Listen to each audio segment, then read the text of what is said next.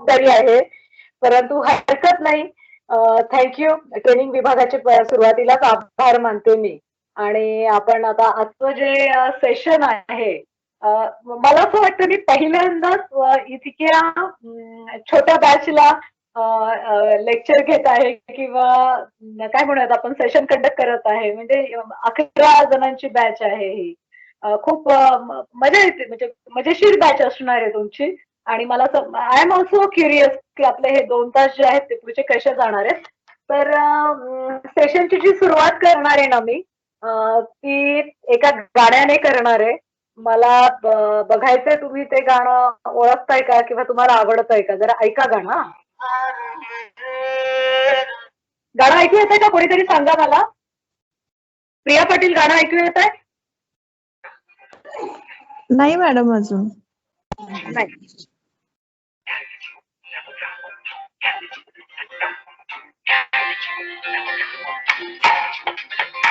आता येतंय? येते madam. Out of control auto go करके गोल ऑटो को करके गोल सीटे पर जाके बोल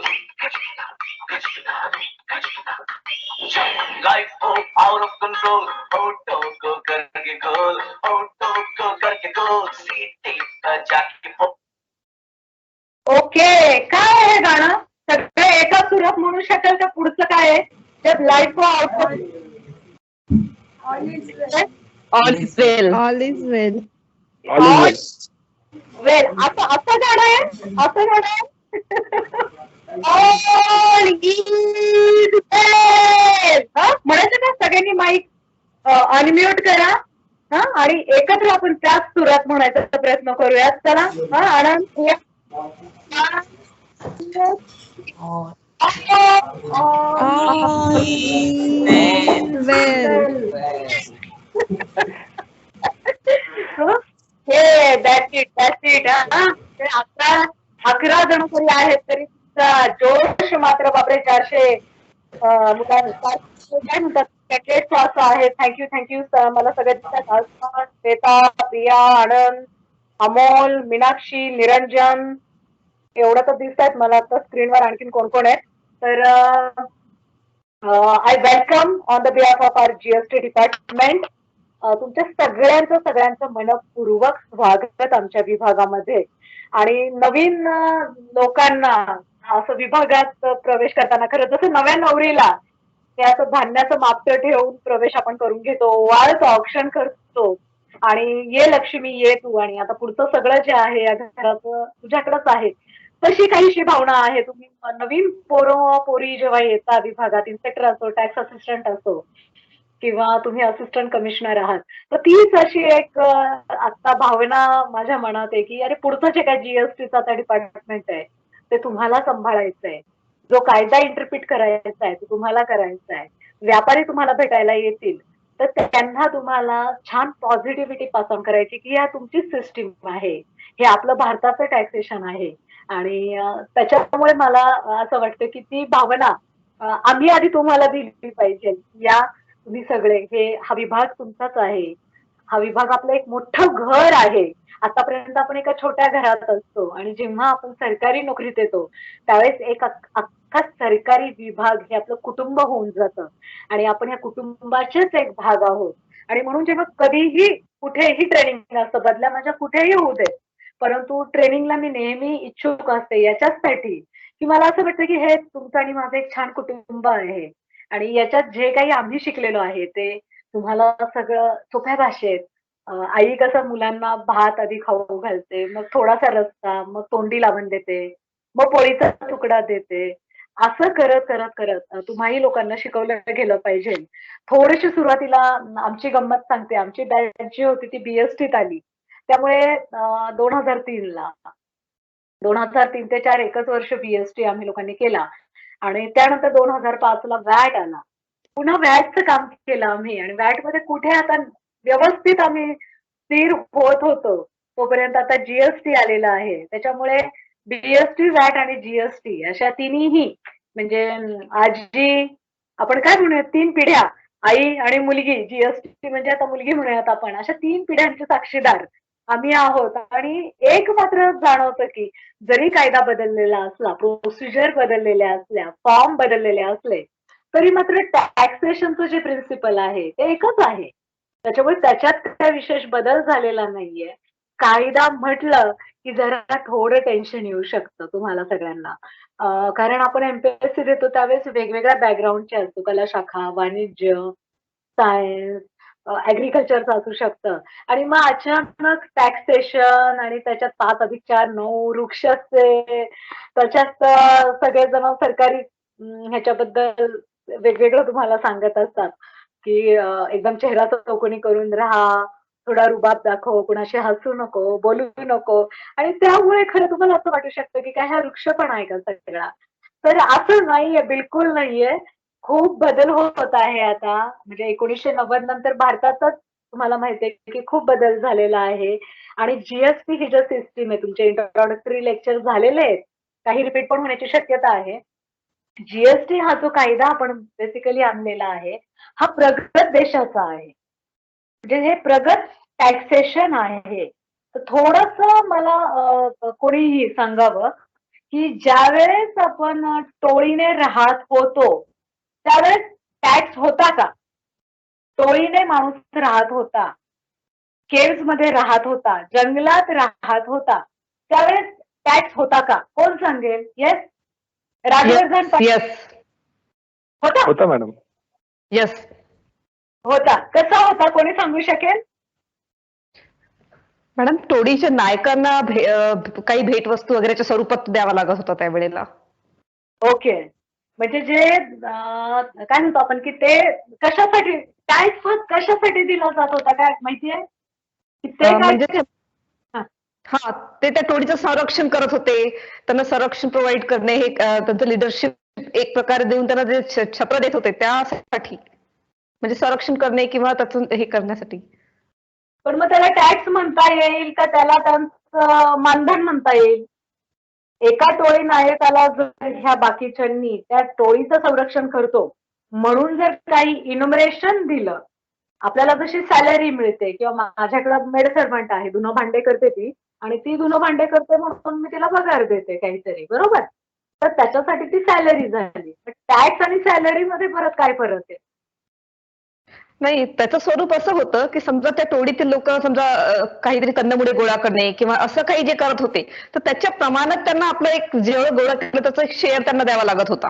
अदरवाईज ते करूच शकत नव्हते. So that was the form of tax. पण त्याचा वापर तो टोळी नायक कुठे करत होता? काय वाचनात आलंय? मॅडम, हा, जे yes. जे लोक शिकारीसाठी जाऊ शकत नाहीत किंवा अनेबल होते, त्यांना देण्यासाठी त्याचा वापर केला जातो. Okay okay okay okay. Thank you Meenakshi आणि निरंजन. जस्ट एक मी मुद्दामून तुम्हाला काय जंगलात नेलं थोडंसं, आणि टॅक्सची गरजच काय पडली म्हणजे तुमच्या लक्षात येत आहे का, की टॅक्स हा कन्सेप्ट बेसिकली का आला? तर आपण काय केलं, आपण आधी तुम्हाला माहितीये की हे सृष्टी निर्माण झाली, जग निर्माण झालं, पशु, प्राणी, वनस्पती आणि माणूस सुद्धा तयार झाला. आणि बाकीच्या प्राण्यांपासून संरक्षण करण्यासाठी, वादळ, वारा, ऊन, वारा ह्या सगळ्या नॅचरल कॅलॅमिटी पासून संरक्षण करण्यासाठी माणूस हा टोळीने फिरू लागला, राहू लागला, एकत्र शिकार करू लागला, एकत्र कंदमुळं गोळा करू लागला, नंतर शेती करू लागला, नंतर इंडस्ट्री टाकली त्याने, वस्तू बनवू लागला, नंतर काही सेवा देऊ लागला. असा सगळा तो प्रवास आहे. आणि हे करताना काय व्हायला लागलं, की आपल्या हे लक्षात आलं की काही लोक ही सबल आहेत, काही जास्त हुशार आहेत एखाद्या पर्टिक्युलर क्षेत्रामध्ये.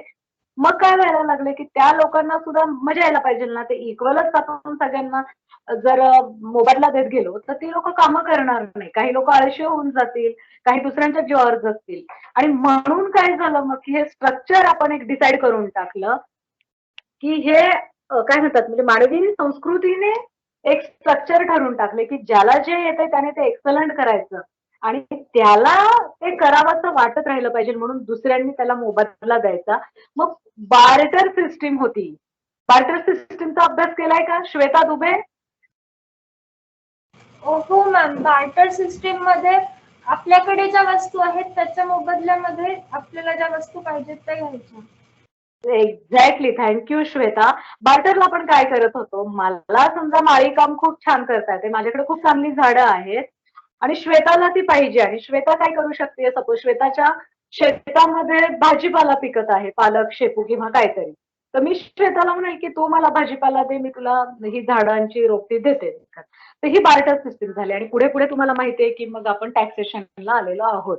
आणि टॅक्सेशनचा सुद्धा तुम्ही अभ्यास केला असेल एमपीएससीला, जस्ट मी रिफ्रेश करतेय की डायरेक्ट आणि इनडायरेक्ट आहे. तर हा जो आपला टॅक्स आहे, हा तुम्ही सगळ्यांनी पाठ केलेला आहे की हा जो आहे हा इनडायरेक्ट टॅक्स आहे. कारण तो हा बरोबर आहे. Yes, indirect direct indirect. Indirect. Yes ma'am, indirect tax आहे. Yes yes yes. तर इनडायरेक्ट का आहे मला सांगू शकाल? अस्मा मला दिसतात ऑनलाईन, प्लीज सांगाल का? Why sales tax or GST tax or BST we use to collect in BST era is indirect tax? Why? Yes, Marathi, Hindi, इंग्रजी, ऑल कम्फर्टेबल. डायरेक्ट आणि इनडायरेक्ट मध्ये एक मूलभूत असा फरक आहे की डायरेक्ट टॅक्स हे डायरेक्ट आपण जे रेंट वगैरे आहे त्यावर देतात. इनडायरेक्ट टॅक्समध्ये ज्याचे इफेक्ट असते ते वेगवेगळी असू शकते. जीएसटीचा म्हणजे लावले एकावर आणि ते आपण बसून दुसऱ्या करून घेता येते, त्यामुळे हे एक इनडायरेक्ट टॅक्स आहे. Okay okay, thank you. म्हणजे काय होतं की आता तुम्ही जिओचं कार्ड घेतलेलं आहे, बरोबर? मोबाईल आता तुम्ही सगळे वापरताय, आपण आता लेक्चर जे अटेंड करतो ते मोबाईलवरच करतोय किंवा लॅपटॉपवर करताय. तर तुम्ही जे जिओचं कार्ड घेतलं तर तुम्ही पे करता, त्याच्यावर टॅक्स पे करता. तर तुम्ही डायरेक्ट जाऊन नाशिकला समजा कार्ड घेतलं किंवा मुंबईला घेतलं, अमरावतीला घेतलं, सोलापूरला घेतलं, तुम्ही डायरेक्ट त्या जीएसटी भवन सोलापूरला जाऊन पैसे नाही भरत तुम्ही, बरोबर? तर तुम्ही काय करता, जिओचं जे कोणी कार्ड विकत आहे किंवा आयडियाचं विकत आहे, एअरटेलचं विकत आहे, जे कोणत्या कंपन्याचं कार्ड घेत आहे, तिथे तो टॅक्स सकट तुम्ही विकत घेता. आणि मग हा माणूस काय करतो, म्हणजे जो कोणी व्यापारी असेल, मग तुम्ही साबण विकत घ्यायला गेला, खाद्यतेल विकत घ्यायला गेलात, सोनं घ्यायला गेलात, डायमंड घ्यायला गेलात, हे जे काही तुम्ही खरेदी करता, तर तुम्ही प्रत्येक वेळेला आज मी डायमंड खरेदी केली, नाशिकच्या सेल्स टॅक्सला गेलो आणि टॅक्स डिपॉझिट केला, उद्या मी काय डव साबण घेतला, पैसे डिपॉझिट केले, असं नाही तुम्ही करत ना. तर तुम्ही काय करता, त्या व्यापाऱ्याला देता, व्यापारी मग ते पैसे अशा सगळ्यांचे गोळा करून एका महिन्याला त्याने तो सगळा जमा खर्च करायचा आहे, अकाउंटिंग करायचंय त्याचं की माझं विक्री किती झालेली आहे, आणि तो पूर्ण त्याचं अकाउंटिंग करतो, त्याचं टॅक्स कॅल्क्युलेशन करतो. आणि एक आपण कायद्यामध्ये त्याला फॉर्म प्रिस्क्राईब केलेला आहे की तुझी या महिन्यात किती विक्री झाली हे तू डिस्क्लोज कर, आणि त्यावरचा टॅक्स तू भर. तुमचं रिटर्नचं व्याख्यान झालं मगाशी, मला सरांनी सांगितलं. तर त्याला आपण रिटर्न प्रिस्क्राईब केलेले आहे, फॉर्म प्रिस्क्राईब केलाय की डायरेक्ट जाऊन बँकेत नाही तो पैसे टाकू शकत. एक फॉर्म आपण जीएसटी डिपार्टमेंटचा केला, 3B रिटर्न. R1 आहे, R1 मध्ये तो सगळा सेल दाखवतो आणि 3B मध्ये तो सगळं कॉन्सॉलिडेट करतो, एकत्र करतो, आणि मग तो टॅक्स सकट, टॅक्स सहित, विथ टॅक्स तो ते रिटर्न फाईल करतो आणि डिस्क्लोज करतो की मी डिसेंबर महिन्यात एवढी एवढी विक्री केलेली आहे आणि हा माझा टॅक्स आहे. तर अशा पद्धतीने तो टॅक्स जरी तुम्ही भरलेला आहे डव साबण विकत घेताना किंवा ज्वेलरी विकत घेताना, तरी त्याचं पेमेंट जो करत आहे तो व्यापारी करत आहे. आणि म्हणून तुम्ही पाहिलं असेल की आपण काय केलंय, एक मर्यादा ठेवलेली आहे आणि त्यांना रजिस्ट्रेशन मॅन्डेटरी केलेलं आहे आपण. त्याच्यामध्ये ज्यांना धंदा करायचा आहे महाराष्ट्रामध्ये, मी व्हॉलेंटरी त्यांना वाटते तेही रजिस्ट्रेशन घेतात. त्याच्यानंतर कॅज्युअल डीलर जे असतील की काही काळासाठी येतात काही जण, आणि काय म्हणतो आपण, तुम्ही जर पाहिलं असेल उत्सव असतात, जत्रा असतात, यात्रा वगैरे असतात, किंवा कधी कधी असे कल्चरल फेस्ट असतात आणि एखादा महिना आपल्या गावात येत असतात कोणत्या तरी मैदानावर, सगळ्या राज्याचे तिथे वस्तू विकायला असतात. तर त्यावेळेला सुद्धा त्यांना रजिस्ट्रेशन घ्यावं लागतं. किंवा इंटरस्टेट जर आपल्याला खरेदी विक्री करायची असेल तर त्यांना सुद्धा रजिस्ट्रेशन आहे. एक्सपोर्ट करायचं असेल तर आपल्याला हे जीएसटी कायद्याखाली आपण त्यांना रजिस्ट्रेशन घेणं मॅन्डेटरी केलेलं आहे. म्हणजे टॅक्स वसुलीसाठी तुम्हाला रजिस्ट्रेशन घेणं त्या कायद्याखाली तुम्ही रजिस्टर असणं, नोंदणीकृत असणं गरजेचं आहे. आता हे जे लेक्चर आहे हे तुमचे मित्रमैत्रिणी जे कोणी एमपीएससी देत आहेत ते अटेंड करू शकतील का? रवी सतवान, येस मॅम. मी प्रश्न काय विचारला ऐकलात का? नाही नाही. हो मॅम. नाही ऐकला. काय नाही करू शकणार मॅम. नाही करू शकणार. नाही, नाही. हरकत नाही. असा प्रश्न विचारला. ऐकतोय मॅडम, व्यवस्थित ऐकतोय, झोपलो नाही मॅडम. आहे ना. Okay okay okay. तर असाच विचारला मी. 15 मिनिटं झालेत. कदाचित एक सूर लागल्यामुळे छान तंद्री लागली असेल आणि म्हणून मी जरा असाच विचारला की जसं आता हे जे लेक्चर आहे हे तुम्हाला देशमुख सरांनी खास असिस्टंट कमिशनर बॅच नवीन जॉईन झाली आहे आणि त्यांना विभागाची तोंड ओळख करून द्यावी याच्यासाठी स्पेशल अरेंज केले, बरोबर. तर हे लेक्चर दुसऱ्यांसाठी नाहीये. तसं आपण काय केलंय की जीएसटी खाली जे रजिस्टर्ड लोक आहेत त्यांनाच आपण ते अधिकार दिलेत की तुम्ही तो टॅक्स लावू शकता, गोळा करू शकता आणि भरू शकता. बाकीच्यांनी जर केलं तर त्याला पुन्हा कायद्यात तुम्ही पुढे याल, काय काय त्यांना आहेत, बरेच सेक्शन आपण टाकलेले आहेत. तसं आहे की ही लिंक आम्ही फक्त तुम्हालाच पाठवणार आहे, व्याख्यातांना आणि तुम्हाला, बाकीच्यांना नाही. एक सोपं जरा तुम्हाला कळावं रजिस्ट्रेशन म्हणून हे उदाहरण दिलं मी. तर हे रजिस्ट्रेशन झालं आणि मग रजिस्टर डीलरांना आपण काय म्हणतात एक मॅन्डेटरी केलेलं आहे, कंपल्सरी केलेलं आहे की तुम्ही रिटर्न भरलं पाहिजे आणि त्याच्यासोबत टॅक्स हा भरलाच पाहिजे. आता हे आतापर्यंत मी विक्रीचं तुम्हाला बोलले, तर हे तुम्ही जर जीएसटी कायद्याचं बेसिक प्रिन्सिपल बघितलं तर कसं आहे की विक्रीच्या बाजूला, सप्लायच्या बाजूला तुम्हाला टॅक्स आम्ही लावणार आहोत आणि खरेदीच्या बाजूला त्याला इनवर्ड सप्लाय असं म्हणतात. इनवर्ड म्हणजे 4 गोष्टी वापरून मी काहीतरी बनवतीये. समजा व्हीआयपी इंडस्ट्रीचं उदाहरण घेऊयात आपण. मोठ्या मोठ्या बॅगा बनवतात, त्या ट्रॅव्हल बॅगा बनवतात, लगेज बनवतात. तर ही व्हीआयपी इंडस्ट्री आमच्या इथे नाशिकला आहे.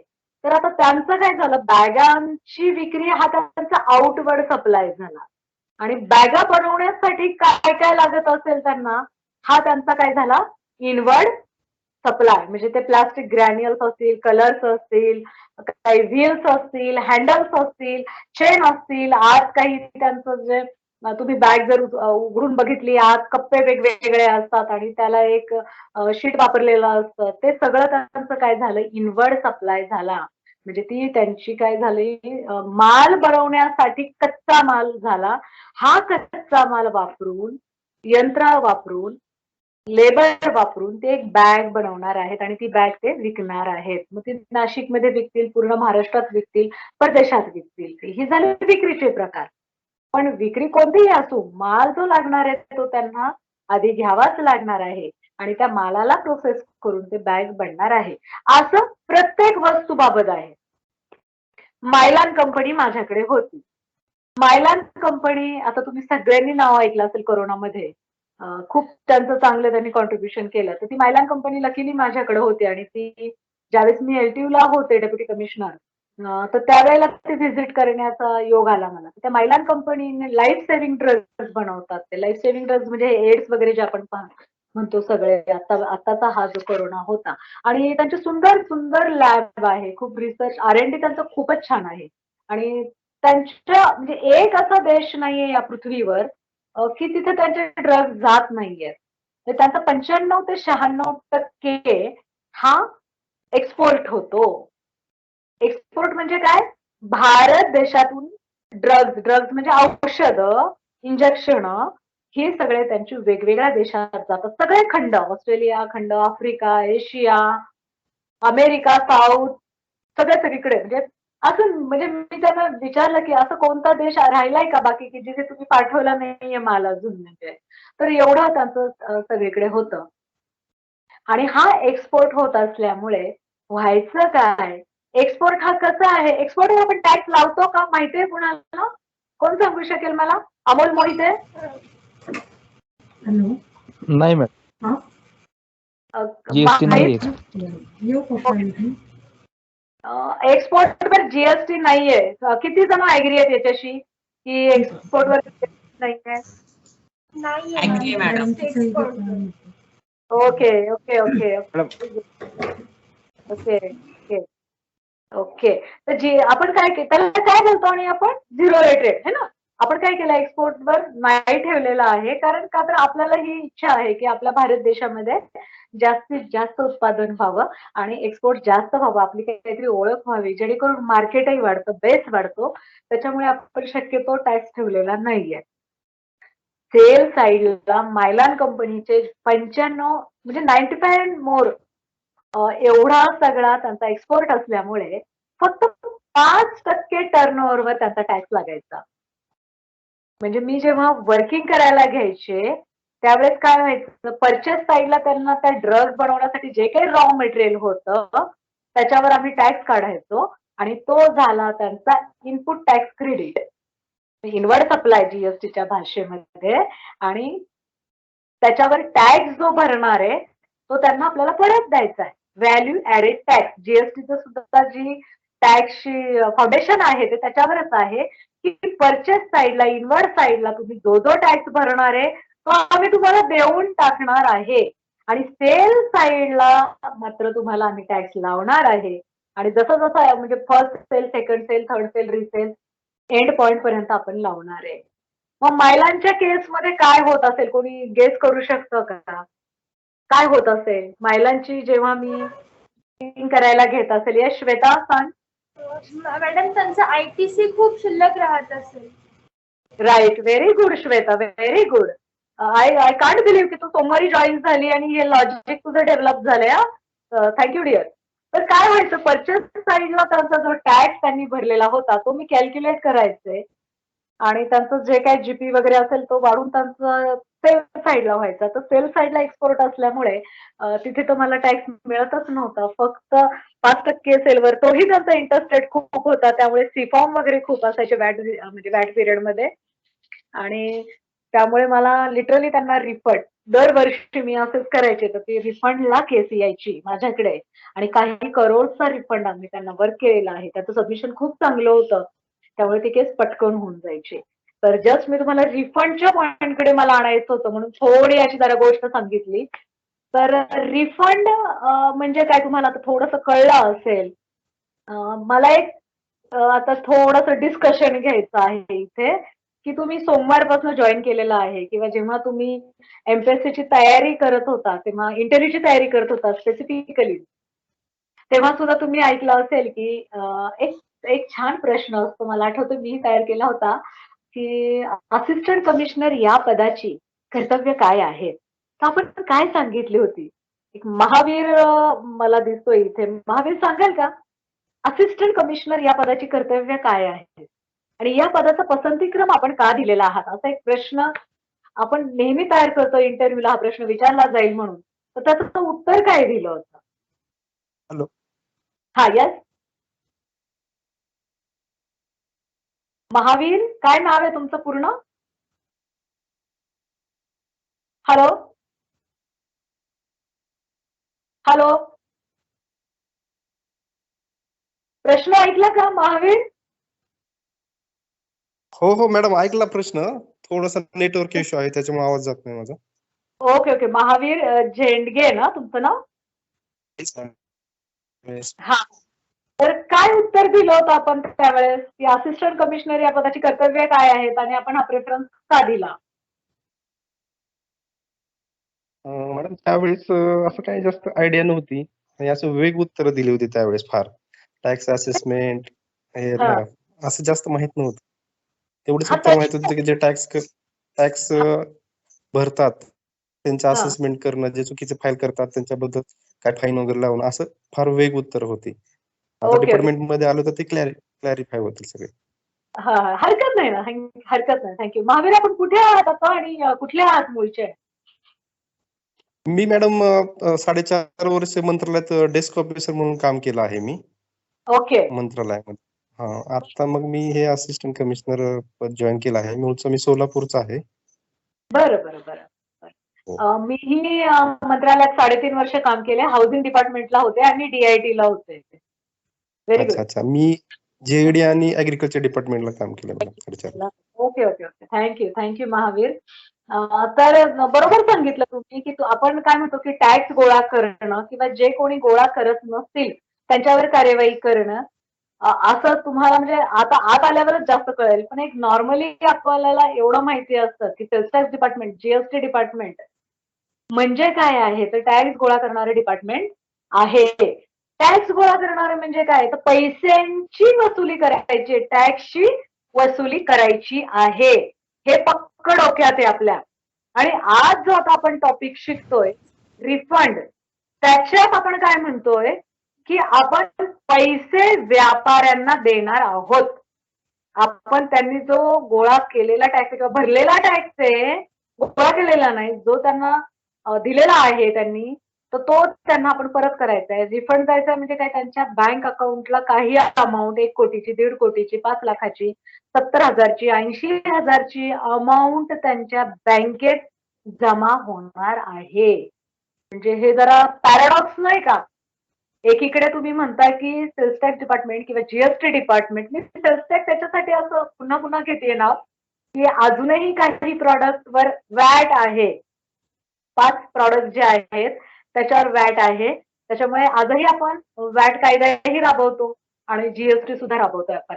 तर असं एकीकडे आपण म्हणतो की टॅक्स गोळा करायचा आहे, पैसा गोळा करायचा आहे बोली भाषेत, आणि रिफंड द्यायचा आहे म्हणजे पुन्हा तुम्ही पैसा देताय किंवा तुम्ही त्यांच्या अकाउंटला काही अमाऊंट टाकून देताय. असं कसं, म्हणजे का असं कायद्यात असं करायची गरजच का पडली आपल्याला? आता ह्याच्यावर थोडी चर्चा करूयात आपण. येस, आणि प्रत्येकाने बोलायचं ह्याच्यावर. एक 2 मिनिटं, 2:35 झालेले आहेत, अर्धा तास झालाय आपल्या डिस्कशनला. तर असं का आहे की रिफंड कोणत्या सिच्युएशन मध्ये येऊ शकतो किंवा रिफंड द्यायची आपल्याला गरज का पडते, का पडू शकते? Which are the situations in which refund arises, or which are the dealers who claim refund, who file refund application? आता जे बोलले नाही ना त्यांना मी बोलायला लावणार आहे. सुहास कोरेगावे, काय नाव आहे सांगा मला. हा मॅडम, हॅलो. हा नमस्ते, आधी ओळख करून द्या. मॅडम नमस्ते. मॅडम सुहास कोरेगावे, सध्या ठाणे ऑफिसला जॉईन आहे. आणि याच्यापूर्वी मॅडम मी बीडीओ होतो. Okay, very good. परभणीला जॉईन होतो. मूळचा कोल्हापूरचा आहे. अरे व्हेरी गुड. कुठे, बावड्यातले का कुठले? हातकणंगले तालुका मॅडम. हातकणंगले तालुका, बरोबर. मग मी कोल्हापूर पोस्टिंग केलंय त्यामुळे मला माहिती आहे कोल्हापूर. ओके. अरे हा मॅडम, आहे खूप चांगल्या पद्धतीतून तुम्ही आलाय, व्हिडिओ पण केलेला आहे, त्याच्यामुळे प्रशासनाचा अनुभव वाटला मला. तर असं का आहे की एकीकडे आपण पैसे गोळा करायचे आणि कायद्यामध्ये अशी कोणती सिच्युएशन आहे की जिथे आपल्याला हे पैसे डीलरच्या बँक अकाउंटला टाकायचे किंवा रिफंड द्यायचे आहे आपल्याला त्यांना? जस्ट गेस करा, काय वाटतंय तुम्हाला? द्यायला पाहिजेत का पैसे असे? नाही, काही सिच्युएशन्स मध्ये आपल्याला मॅडम रिफंड करावं लागतं गव्हर्नमेंट थ्रू व्यापाऱ्यांना. मॅडम आता काय झालं, काही थोडेफार लेक्चर झालेले आहेत, बऱ्याचशा गोष्टी टेक्निकल अजून तितक्या डिटेल समजल्या नाहीत, पण जितकं समजलं त्याच्यातून थोडंसं मी सांगतो.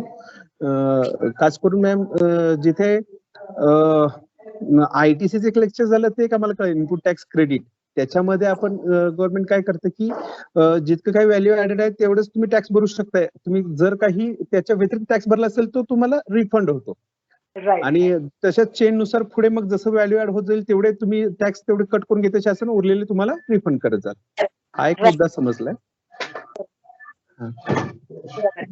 Thank you Koregave sir. करताय हे पण मला कळतं त्याच्या.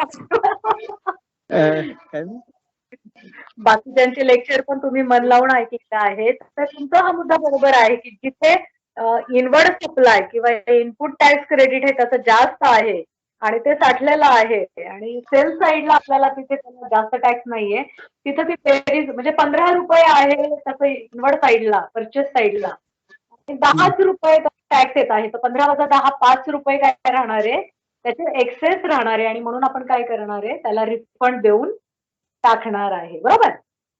Yes ma'am, yes.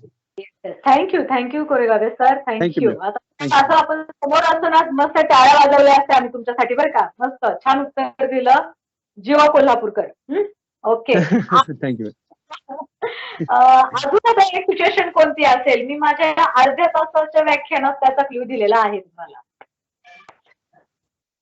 आता दुसऱ्यांनी कोणीतरी उत्तर दिलं पाहिजे ना. आता कोल्हापूरकरांनी बाजी मारलेली आहे. अजून आता दुसरे कोण आहेत मला बघूया, की जे आतापर्यंत बोललेले नाहीयेत. निरंजन कदम. आता लेक्चर मध्येच मी हा क्ल्यू दिलेला आहे तुम्हाला. हा मॅडम, जसं ज्या ठिकाणी आपल्याला इन्सेंटिव्ह द्यायचे असतात, टॅक्स इन्सेंटिव्ह, जसं एक्सपोर्टचं उदाहरण तुम्ही दिलं होतं, तर तिथे पण आपल्याला रिफंड द्यावे लागते. राईट. तर आता बरोबर आहे. थँक्यू. निरंजन, ओळख करून दे ना, सगळ्यांनाच ओळख होईल आणि मलाही होईल. येस मॅडम, मी निरंजन कदम, मी मूळच्या यवतमाळ जिल्ह्यातील आहे, उमरखेडचा, आणि ही पहिलीच पोस्ट आहे माझी. बी फार्मसी केलेलं आहे, एज्युकेशन बी फार्मसी झालं. बी फार्मसी केल्यामुळे महिलांचं उदाहरण लक्षात ठेवलं बरं का तू. हो. येस. ओके. यवतमाळकर, बरोबर आहे, तुमचं लक्ष आहे आणि वी वेलकम. छान वाटलं मला. सगळे महाराष्ट्रातले लोक आहेत. Very good. तर बरोबर, एक्सपोर्ट जिथे आहे, आता एक्सपोर्टचं तुम्ही खूप खोलात जेव्हा जाल ना, एक्सपोर्ट म्हणजे काय, एका देशातून दुसऱ्या देशात माल जातो. भारतातून वेगवेगळ्या देशात माल जातो, त्याला आपण एक्सपोर्ट म्हणतो. डीप एक्सपोर्ट पण प्रकार असतो. डीप एक्सपोर्ट म्हणजे काय, आता तर डायरेक्ट समजा आता मायलान कंपनी डायरेक्ट एक्सपोर्ट नाही करत आहे. मायलान कंपनी कुणाला तरी माल देतीये आणि ती दुसरी कंपनी आफ्रिकेला माल पाठवतीये. तर इथे काय होतं, एक्सपोर्टच होतो, पण डायरेक्ट मायलान पाठवतीये का, नाही. मायलान कंपनी काय करतीये, कुणाला तरी देतीये. समजा महावीर झेंडकेंना देतीये की तुम्ही हे तुमच्या आफ्रिकेत जास्त कॉन्टॅक्ट आहेत, तर तुम्ही हा माल तिकडे पोहोचवा. आणि महावीरकडे ऑर्डर आलेली आहे की कोविडचे आम्हाला असं आता ओमिक्रॉनचं काहीतरी औषधं पाहिजे. मायलांचे काही कॉन्टॅक्ट नाहीयेत समजा त्या एखाद्या देशाशी, तर ते काय करतात की ऑर्डर देतात, मायलांकडून माल घेतात आणि तो माल पुढे आफ्रिकेला जातो. तो हा डीप एक्सपोर्टच असतो. आणि ह्या वेळेला आपण ते पुरावे मात्र त्याचे सगळे पाहतो. तुमचा आता इव्हिडन्स ऍक्ट वगैरे, CRPC, CPC, सगळे हे कायदे सुद्धा वाचून होतील. कॉन्स्टिट्यूशन तुम्हाला पेपरच आहे तो. त्यावेळेस इव्हिडन्स हा शब्द कायम लागणार आहे तुम्हाला, की तुमचा कशावरून एक्सपोर्ट झाला. कारण एक्सपोर्ट झाला म्हणजे आपण काय करतो, तिथे टॅक्स लावत नाहीये. तर मग उद्या डीलर म्हणतील माझं सगळंच एक्सपोर्ट आहे, 100% एक्सपोर्ट आहे. तर आपल्याला ते बिलीव्ह करताना आपण त्याची बिलं बघतो. इनव्हॉइस म्हणतो आपण कायद्याच्या भाषेत त्याला, बोली भाषेत त्याला बिलं म्हणतो. सेल बिलं, विक्रीचं बिल, पक्क बिल. तर हे बिलं बघतो आपण आणि मग त्याच्यावर आपण वाचतो ते की कुठे त्याचं सप्लाय झालेला आहे, कुठे विक्री झालेली आहे. आणि मग ते देशाचं नाव जर असेल, ती करन्सी त्याच्या बँकेमध्ये तशी आलेली असेल, तर तो एक्सपोर्ट झाला.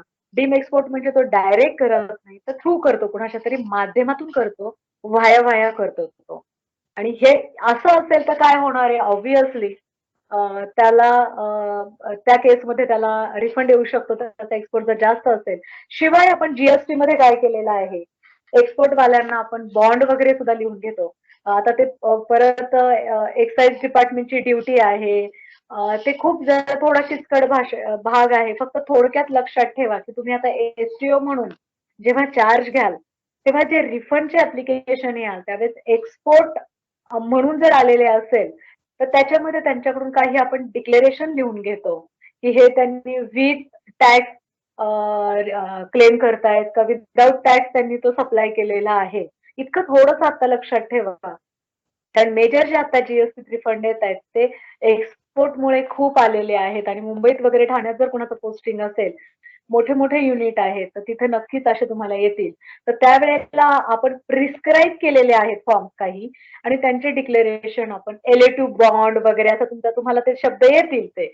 तर ते दर ह्याच्यात आपल्याला देतात ते की आम्ही एक्सपोर्ट केलेला आहे वगैरे असं आपल्याला डिक्लेरेशन येतं. व्यापारी सुद्धा त्याचा फॉर्म भरताना लिहून घेतो.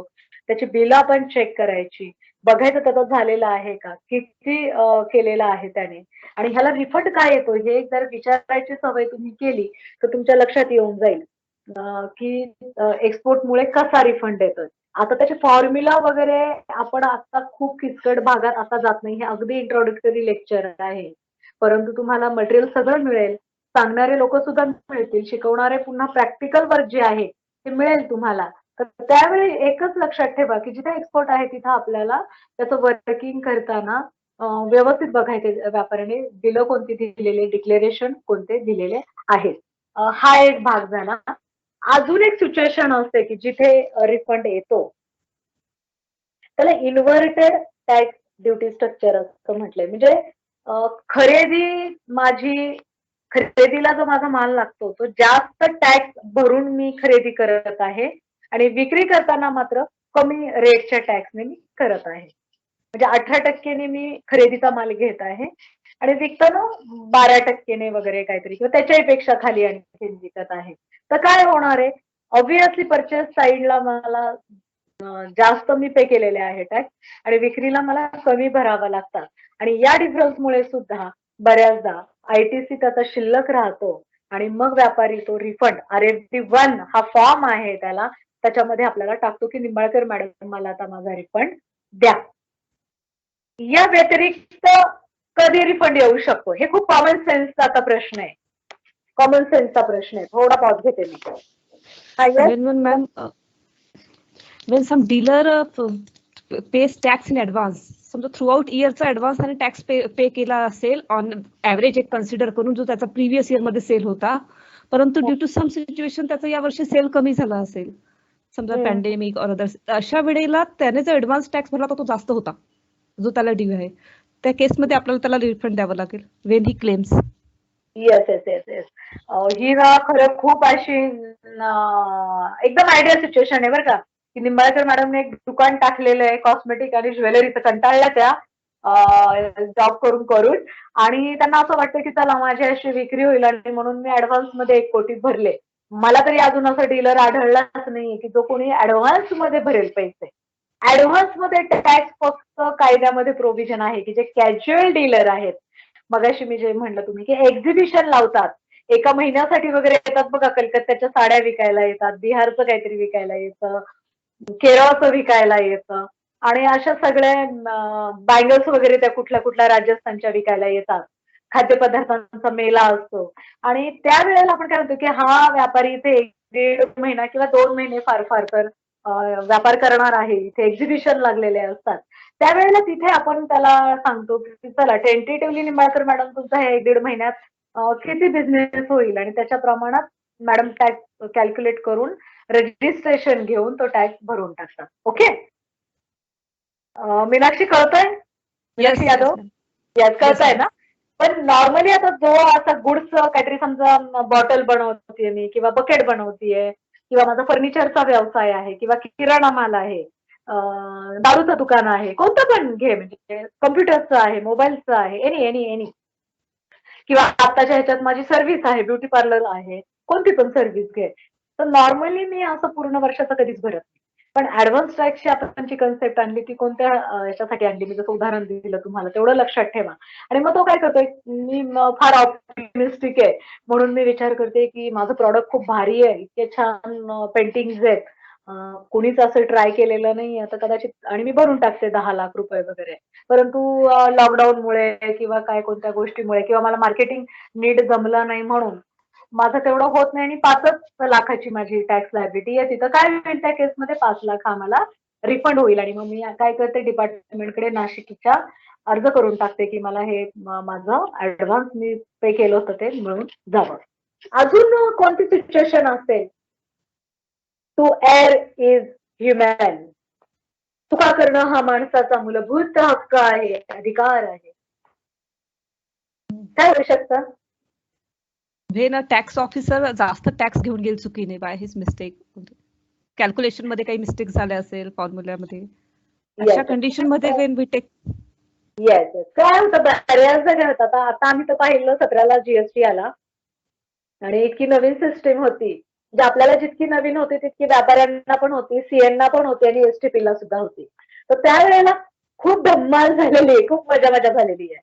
त्याचा अर्थ लावणं, त्याचं कॅल्क्युलेशन करणं, खूप गोंधळ झालेला आहे. म्हणजे माझ्याकडेच एक व्यापारी होता, तर त्याचा सप्लाय जो होता तो ECZ ला होता. ECZ म्हणजे काय माहितीये? आलेलं आहे MPSCच्या सिलेबस मध्ये आलेलं आहे की economically sensitive special economic zone. Special economic zone.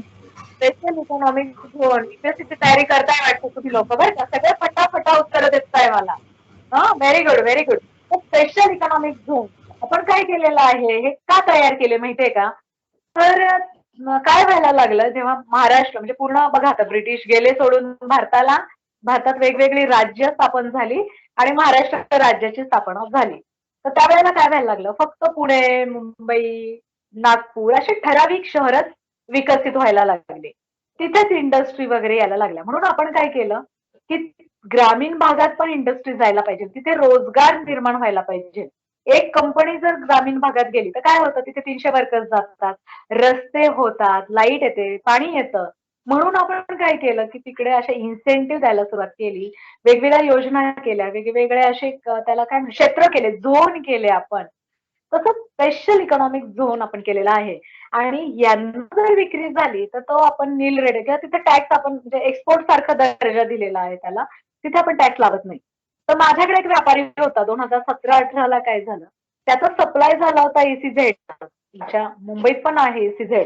महाराष्ट्रात कुठे कुठे हे मला सांगा नंतर, आता नाही, नंतर सांगा, आठवून ठेवा महाराष्ट्रात ECZ कुठे कुठे आहे. कारण तुमच्या पोस्टिंग जिथे कुठे असतील त्याच्या आसपास जर ECZ असतील तर ही शक्यता आहे की तुमचे युनिट तिकडे सप्लाय करत असतील आणि त्याच्यावर ते टॅक्स तुम्हाला भरणार नाहीये. तुम्हाला ते माहिती पाहिजे ECZ कुठे कुठे आहे. तर त्याने तिकडे सप्लाय केला होता, परंतु त्याने तो नॉर्मल सेल ट्रान्झॅक्शन पकडून, नॉर्मल GSTचा सप्लाय पकडून त्याने पूर्ण टॅक्स लावला त्या बिलांवर आणि टॅक्स भरून टाकला.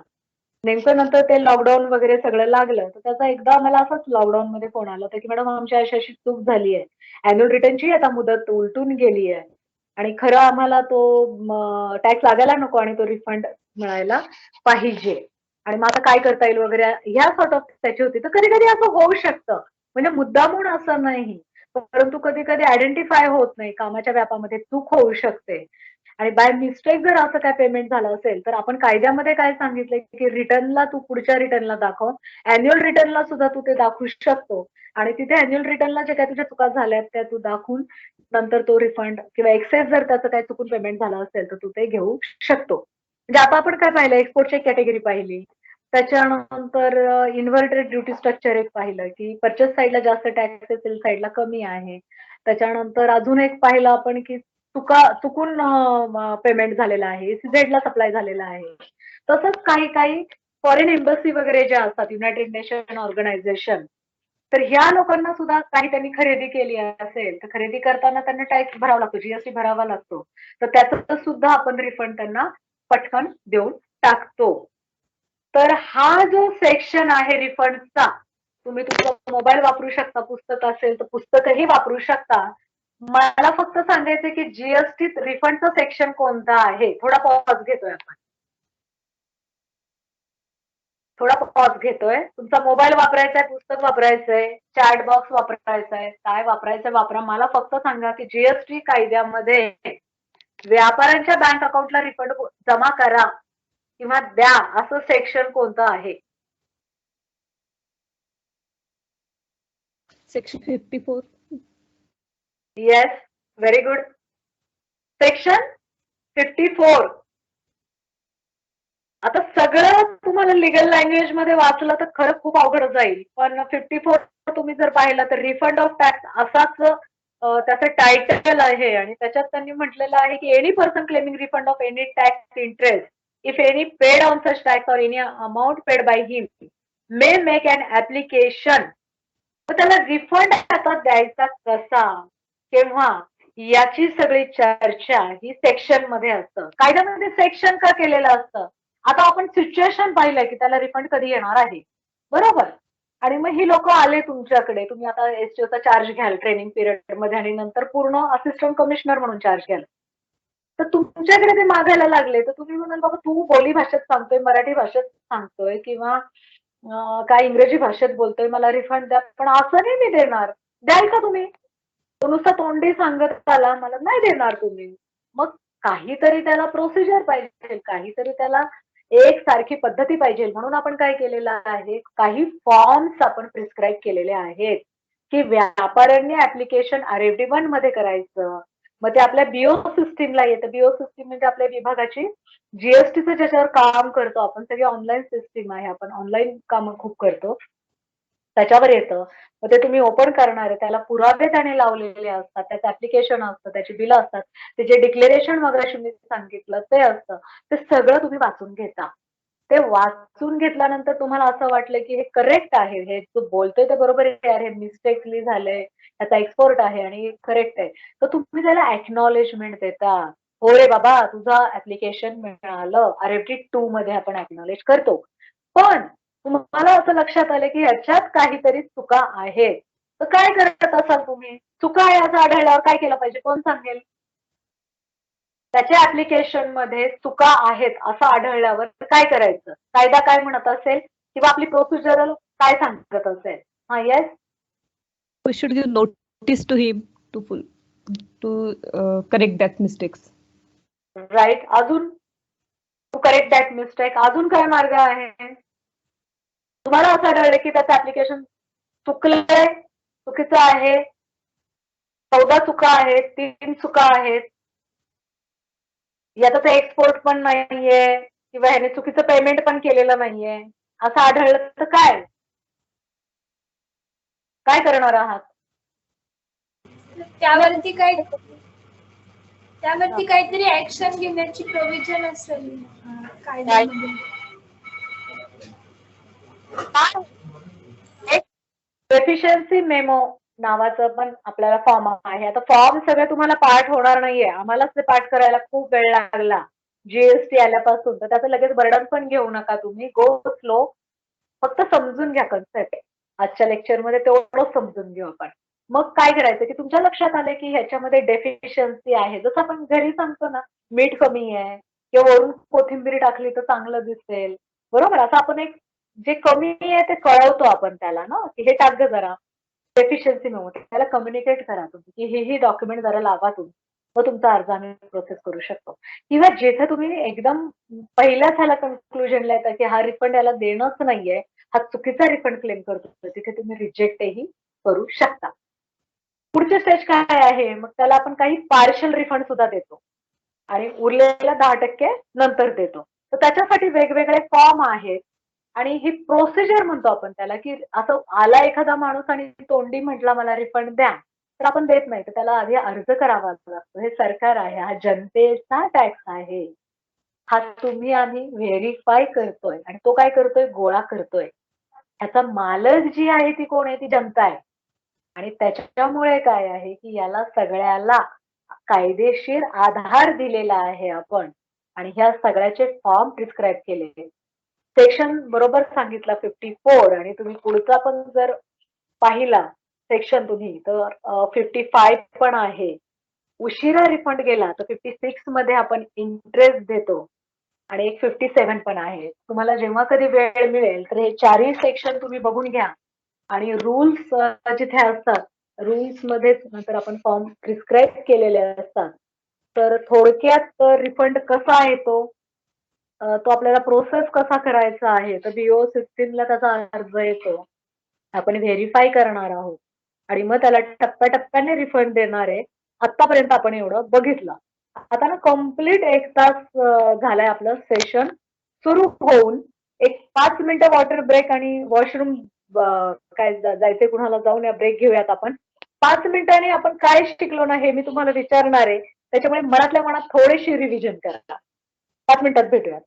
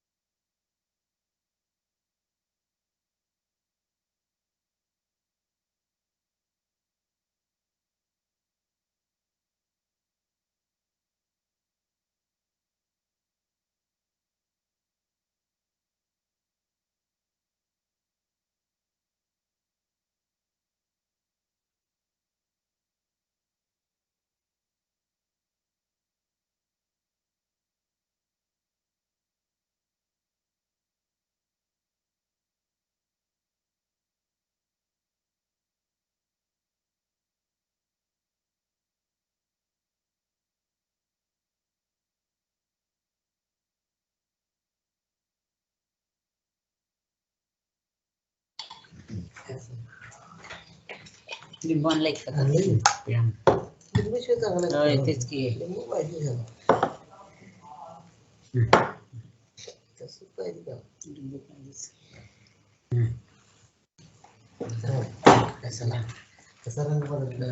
लिंबू पाहिजे हो.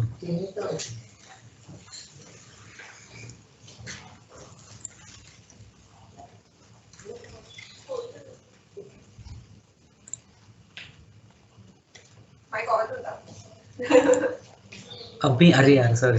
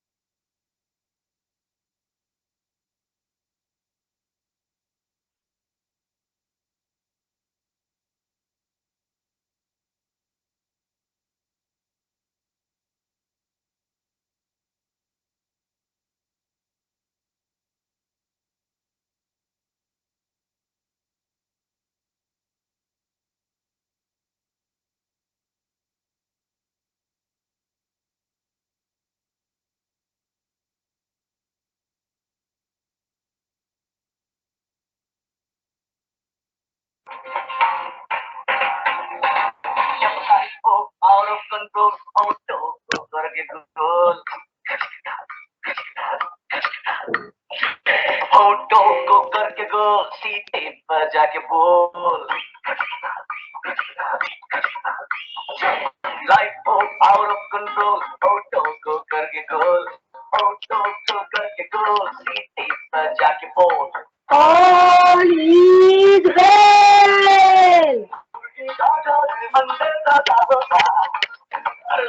मिलेगी या तबे पे फ्राई होगा, कोई न जाने अपना फ्यूचर क्या होगा। और घुमा सीटी बजा के बोल भैया all is well.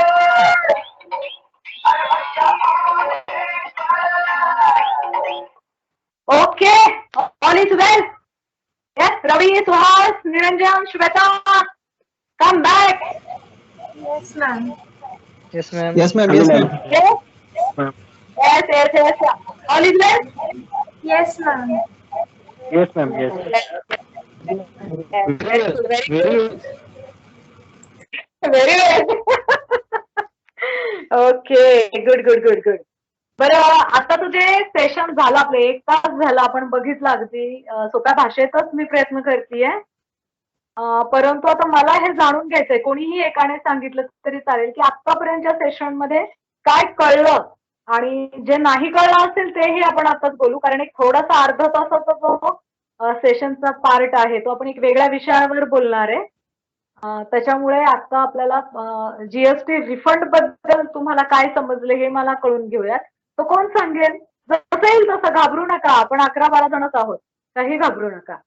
काय कळलं तुम्हाला जीएसटी रिफंड बद्दल हे मला कोणीतरी सांगा. येस, पुण्याचं कोण आहे? पुणे आहे का कोणी पुण्यावर?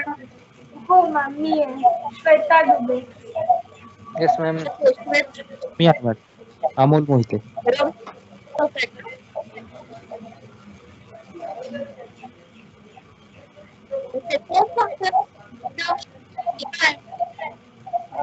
मॅम, रिफंड जे आहे ते अशा वेगवेगळ्या सिच्युएशन्स येतात की ज्या वेळेस आपल्याला रिफंड करावा लागतो.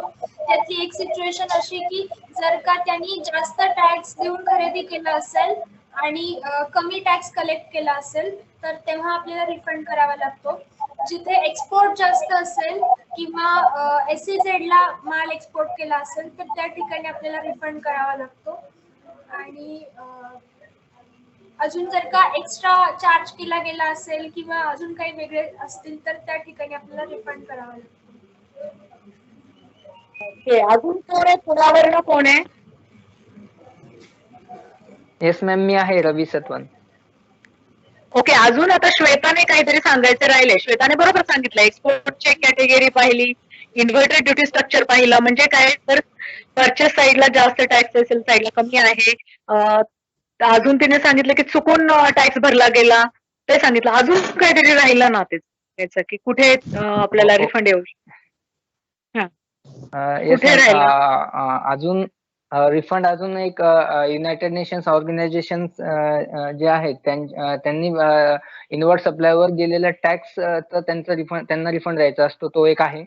आणि टॅक्स रेट आपला इनपुट टॅक्स क्रेडिट जेव्हा एक्सेस राहतो, इनवर्ड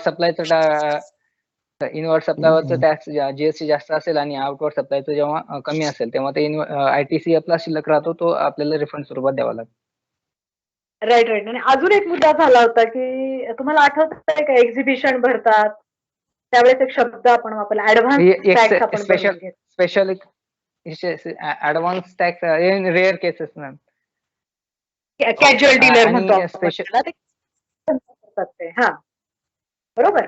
थँक्यू श्वेता पुणेकर. मी पुण्याचीच आहे म्हणून मी विचारलं पुण्याचं कोण आहे का. माझं माहेर पुण्याचं आहे, सासर माहेर पुण्यात शिक्षण झालं माझं. SP कॉलेज माझं कॉलेज आणि पुणे विद्यापीठात मी शिकले. MPSCचा अभ्यास पुण्यातच केला मी. तर थँक्यू. तर आपण बघितलं की सेक्शन 54 आहे रिफंडचा, आणि पुढेही बघितलं आपण 55, 56 असे आहेत. एक 3-4 सेक्शनच आहेत रिफंडचे. त्यामुळे रिफंड हा टॉपिक खूप महत्वाचा आहे आपल्या डिपार्टमेंटला. रिफंडचं काम हे आपल्याला 60 दिवसात संपवावं लागतं. टाइम बाउंड प्रोग्राम आहे. का आहे? कारण जर आपल्याला उशीर झाला तर आपल्याला व्यापाऱ्याला इंटरेस्ट द्यावा लागतो, व्याज द्यावा लागतो, कारण त्याचा रिफंड आपल्यासोबत राहिलेला, आपल्यासोबत म्हणजे ट्रेझरीमध्ये राहिलेला आहे, तर आपल्याला इंटरेस्ट द्यावा लागतो. आणि हा इंटरेस्ट द्यावा लागू नये म्हणून हा टाइम बाउंड प्रोग्राम आपण केलेला आहे. त्यामुळे जेव्हा कधी तुम्ही चार्ज घ्याल आणि ऍक्च्युअल कामाला सुरुवात कराल त्यावेळेस बीओ सिस्टीम तर सकाळी आल्या आल्या बघायचीच सवय करा की रिफंडचे ऍप्लिकेशन आलेत का, ते ऍप्लिकेशन उघडा, वाचा, ह्याला रिफंड का येत आहे, हा बेसिक प्रश्न, ह्याला रिफंड का येतो, काय कारण आहे, हे तुमच्या डोक्यात एकदा बसला ना की तुम्हाला सवय लागेल त्याचे पुरावे तपासायची. आणि मग पुढचं तुम्हाला मी सांगितलं, एक्नॉलेजमेंट द्या, नाही तर त्याला डेफिशियन्सी कळवा, हे तुझं कमतरता आहे, किंवा रिफंड नसेल येत तर रिजेक्ट करा. 3च मार्ग आहे, एक तर एक्नॉलेज करा, डेफिशियन्सी कळवा किंवा रिजेक्ट करा. झालं, हे आपण पाहिलं. रिफंड कोणत्या कोणत्या सिच्युएशन मध्ये येतो हे आपण पाहिलं. रिफंडला काही रूल्स केलेले आहेत, आपण पद्धती केलेल्या आहेत आणि त्याच्यासाठी काही फॉर्म आपण प्रिस्क्राईब केलेले आहेत. असं सगळं आपण रिफंडचा प्रवास पाहिला. तर हा एवढाच खरं रिफंड आताला मला असं वाटतं इंट्रोडक्टरी म्हणून तुम्हाला कळला पाहिजे. बाकी त्याच्यात फॉर्म्युले आहेत, डिडक्शन आहे, कसं कॅल्क्युलेट करायचं वगैरे. तर आता इतक्या किचकट पार्टला पण नाही जात आहे. ते जेव्हा तुम्ही ऍक्च्युअल काम कराल तेव्हा ते तुम्हाला कळेलच की कुठून कोणती फिगर घ्यायची, आयटीसी कसं कॅल्क्युलेट करायचं, व्हेरीफाय कसा करायचा वगैरे, या सगळ्या गोष्टी. तर आतापर्यंत किंवा आता जी चर्चा झाली त्याच्यातून काही शंका डोक्यात आल्या आहेत का, आणि कोणत्याही शंका आल्यात का, असं काही नाही. तर आपण थोडंसं इथे एक तुमचं शंका निरसन सेशन असंही घेऊयात आता जीएसटी रिफंड बाबतचं. तर कुणाला काही शंका किंवा नाही कन्सेप्ट कळलीये, काय विचारावं असं वाटतंय, काय डोक्यात आलंय, तर आता आपण बोलू शकता. Yes, I am waiting.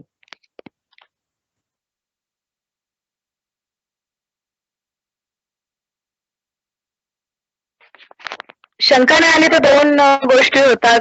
एक तर म्हणजे काय म्हणतात, काहीच कळलं नाही किंवा सगळं जे बोललोय ते कळलेलं आहे व्यवस्थित, तर काय अर्थ घ्यायचा आता सांगा बरं.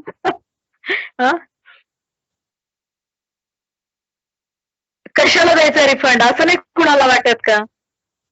उगाच ठेवलंय रिफंडचं सेक्शन, उगाच काम वाढवून ठेवलंय. काय दुसरा काय मार्ग असू शकतो काय? उगाच एक काम वाढवून ठेवलंय. वॅट मध्ये तर सेपरेट ब्रँच होती आम्हाला, रिफंड आणि रिफंड ऑडिट अशी एक सेपरेट ब्रँच होती. इतकं काम त्या रिफंडचं आम्ही केलं, काय विचारू नका.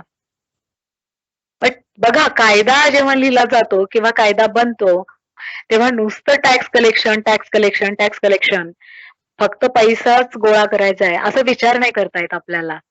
तर हा सगळा विचार करावा लागतो. व्हॅल्यू ऍडेड टॅक्स, जिथे जिथे व्हॅल्यू ऍडिशन होणार आहे तिथे तिथे जर आपण विक्रीवर पैसा लावतोय तर खरेदी साईडला आपण काय करणार आहोत, तो पैसा त्याला परत देणार आहोत. आता या अनुषंगाने एक ना फार भन्नाट जजमेंट वॅटच्या कालावधीत झालं, महालक्ष्मी कॉटन जजमेंट. ऐकलं का कोणी? कोल्हापूरलाच म्हणजे ती केस इनिशिएट झाली होती, माझं पोस्टिंग तेव्हा होतं. आणि माहितीये का तुम्हाला हे जजमेंट भारी झालेलं आहे, नसेल कदाचित, तुम्ही सोमवारीच जॉईन झालाय, पण कधी पुढे तुम्हाला हे लक्षात येईल. महालक्ष्मी कॉटन जजमेंट झालं काय, तर आपण असं म्हणतोय की परचेस साईडला तुम्हाला जो काय तुम्ही टॅक्स गोळा करणार आहे तो तुम्हाला आम्ही देणार आहोत. तर व्यापाऱ्यांनी दाखवलं, रिटर्न मध्ये दाखवलं, बिलं पण गेलेली आहेत, माल सुद्धा खरेदी झालेला आहे, परंतु पैसे मात्र ट्रेझरीत गेले नव्हते. व्याजच्या काळामध्ये त्यांना रिटर्न भरता येत नव्हतं आणि टॅक्स ते ठेवून द्यायचे. जीएसटीत आता तसं नाहीये. जीएसटीत तुम्हाला टॅक्स भरावाच लागतो तरच रिटर्न फाईल करता येतं. आणि मग असं लक्षात आलं नंतर की अरे, हे परचेस साईडचा जो टॅक्स आहे हा ट्रेझरीत येतच नाहीये आणि आपण मात्र इकडे आयटीसी देऊन टाकत आहोत.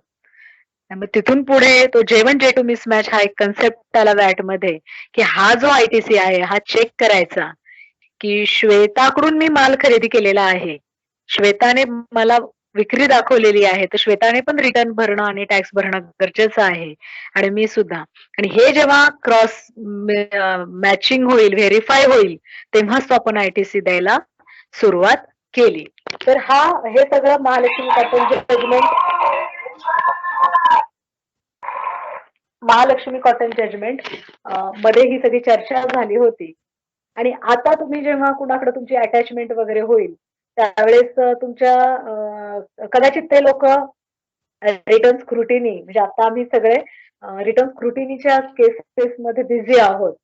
17, 18 आणि 18, 19च्या रिटर्न स्क्रुटिनीच्या केसेस आम्हाला आलेल्या आहेत. तर त्याच्यामध्ये एक पॅरामीटर आलेला आहे 2A आणि 3B चा.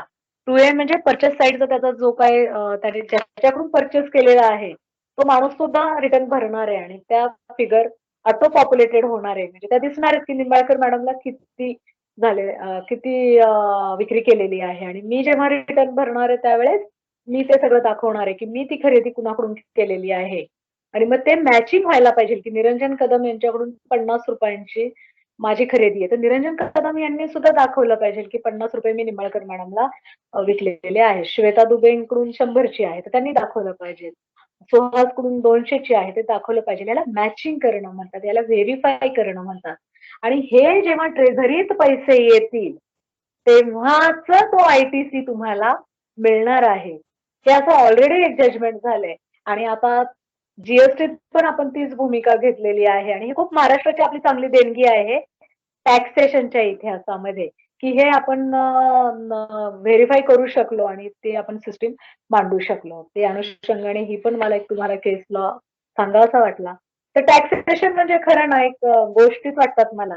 म्हणजे इंडस्ट्री तुम्ही कधी व्हिजिट कराल ना तर तुम्ही ना त्या मालकाशी पण गप्पा मारा, वर्करशी गप्पा मारा, अकाउंटंट असतात तिथे त्यांच्याशी गप्पा मारा. ही इंडस्ट्री कशी तुम्ही टाकली, कसे सिच्युएशन आले, कधी तुम्हाला खूप टफ चॅलेंजेस होते, कधी तुमचा पीक पिरियड होता, त्यांचे काही प्राईडचे पॉइंट असतात. बॉश नावाची एक कंपनी मी त्यांची व्हिजिट केली होती किंवा ABB मोठी कंपनी आहे त्यांची व्हिजिट मी केली होती. शालिमार पेंट माझा हा खूप आवडता विषय आहे की जिथे कुठे बदली होती माझी धुळ्याला झाली होती, कोल्हापूरला होते मी, पुण्यात होते, नाशिकला होते, मुंबईतही होते मी. तर जे माझ्याकडे युनिट आहेत ते मी स्वतः अगदी सकाळी 10:30 पासून ते युनिट फिरून बघत असते. कोल्हापुरात सगळे साखर कारखाने बऱ्यापैकी मी पायी फिरून अगदी बघितले होते की कशी साखर तयार होती, काय त्यांचे चॅलेंजेस असतात, त्यांचं अकाउंटिंग कसं होतं. आणि हे जर थोडंसं बारकाईने आपण बघायला सुरुवात केली की तो टॅक्स कुठे ते बुडवू शकतात, कुठे टॅक्स लावत नाही, काय त्यांच्या चुका आहेत, आपल्याला कसे पॉइंट मिळू शकतात, याची एक विजन तुम्हाला नक्कीच मिळू शकेल. तर माझ्या साईडने खरं तुम्हाला आजच्या लेक्चरमध्ये सांगायला एवढंच आहे. तुम्हाला काही शंका असेल तर विचारा, नाहीतर आपण एक पोस्ट अजून मला एक थोडंसं वेगळ्या विषयावर बोलायचं त्या विषयावर आपण बोलायला सुरुवात करूया. ब्रेक घेते मी.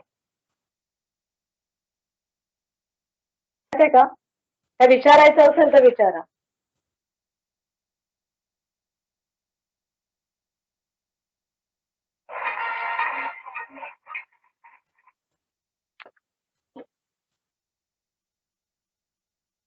देशमुख सर.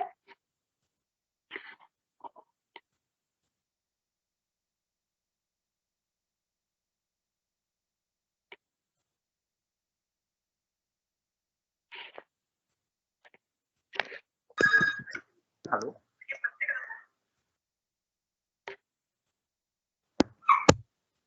मॅडम. हॅलो. आवाज येतो का?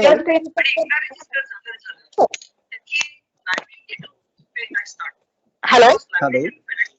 हा सर आवाज दुसऱ्या सेक्शन मध्ये हा सर मला ऐकू येतोय आवाज. होता ना. हा हा. Okay okay okay okay. तर जीएसटी रिफंडवर माझं झालंय.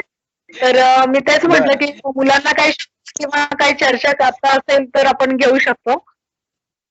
हो हो किंवा चालेल ना. काही असेल तुम्हाला प्रश्न, शंका किंवा रिफंड संबंधी काही असेल तर प्रश्न विचारा.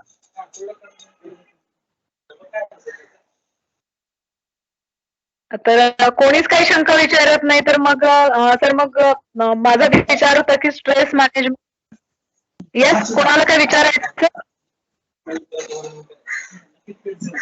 काही विचारायचंय का मॅडम? दुसरा जे टॉपिक येणार त्याच्यावर. हॅलो.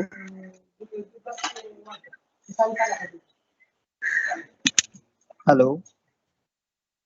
हॅलो. हा सर तेच म्हटलं दुसऱ्या टॉपिक जाऊयात का मग? मी त्याच्यासाठी तुम्हाला हे करत होते. हो चालेल चालेल मॅडम चालेल.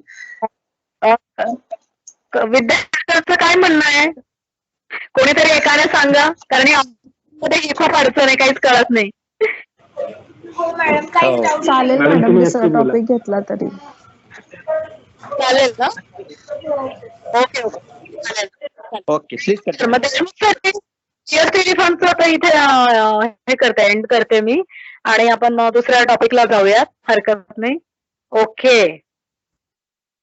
तर ऍक्च्युली आपण ह्युमन रिसोर्स डेव्हलपमेंटचे सुद्धा काही टॉपिक या ट्रेनिंग सेशनला घेत असतो. तर एक टॉपिक मला सरांनी सुचवला होता. खरं सेपरेट सेशन पण ठेवायचं होतं त्याच्यासाठी, परंतु काय तुमचं वीकेंड पर्यंतच इंट्रोडक्टरी होतं, म्हणून पूर्ण सेशन नाही घेता आला आपल्याला. स्ट्रेस मॅनेजमेंट असा टॉपिक त्यांनी सुचवला होता, आणि ह्युमन रिसोर्स डेव्हलपमेंट हा माझा आवडता टॉपिक आहे. मी जिथे जिथे बदल्या झाला तिथे तिथे हे मला आवड आहे म्हणून मी घेत असते. इथे नाशिकला आता पोलीस ट्रेनिंग अकॅडमीतही वेगवेगळे वर्कशॉप आणि लेक्चर झाले. तर अर्ध्या तासात तर आता हे सगळं शक्य नाहीये, परंतु तुमची इच्छा असेल तर आपण या टॉपिकवर जाऊयात. नाही तर तुम्ही असं तुमचा कोणता टॉपिक आहे का की जो तुम्हाला बोलावासा वाटतोय किंवा डिस्कस करावासा वाटतोय, किंवा अशा काही क्वेरीज आहेत का डिपार्टमेंटच्या अनुषंगाने असतील, किंवा हा जो बदल झाला कोरोनामध्ये, आता चेंज झाला, खूप बदल झाले आणि हे सगळं आपल्याला अडॉप्ट करायचं होतं. कधी कधी आपण खूप निराश होऊन जातो, डिप्रेसिव्ह वाटतं, काही करावंसं वाटत नाही, अगदी उदास वाटून जातं. याला इमोशनल इंटेलिजन्स या हेड खाली म्हणता येईल. किंवा आता टाइम मॅनेजमेंट हे एक तुमची कसरत सुरू होईल की पुढचा अभ्यास पण करायचा आहे, हेही डिपार्टमेंट समजून घ्यायचं आहे, घरच्याही जबाबदाऱ्या आहेत, आणि हे सगळं मॅनेज कसं करायचं हे कळत नाहीये. किंवा ऑफिसर म्हणून कसं वागलं पाहिजे, काय केलं पाहिजे, व्यापाऱ्यांशी कसं बोललं पाहिजे, अशा रिलेटेड कोणतेही तुमचे प्रश्न असतील किंवा काही शंका असतील तर आता आपण बोलू शकतो. तर येस, कोण बोलेल? लाजू नका, नवीन आहात तुम्ही, प्रोफेशनरी आहात, तर ज्या काही शंका असतील, अगदी ही किती बाळगत शंका आहे का वगैरे असा विचार न करता विचारा तुम्ही की तुमच्या डोक्यात काय काय आहे. कुणापासून सुरुवात करायची आपण? मॅडम नमस्ते. हॅलो. बोला ना. हॅलो मॅडम, सुहास बोलतोय.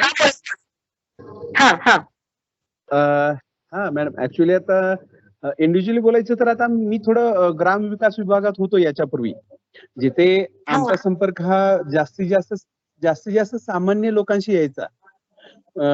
खूप खेडेगावातून येणारी गरीब अशी लोक वगैरे असायची, त्यांना का वेगळ्या प्रकारे डील करावं लागायचं. पण आताच हे जे केडर बघतोय आम्ही आपलं टॅक्सेशन डिपार्टमेंट, इथे मोस्टली व्हाईट कॉलर्स, बिझनेसमॅन आणि सीए, टॅक्स कन्सल्टंट हे हाय प्रोफाईल लोकच येतील. नक्कीच त्यांना डील करताना थोडा वेगळा अप्रोच ठेवावा लागेल.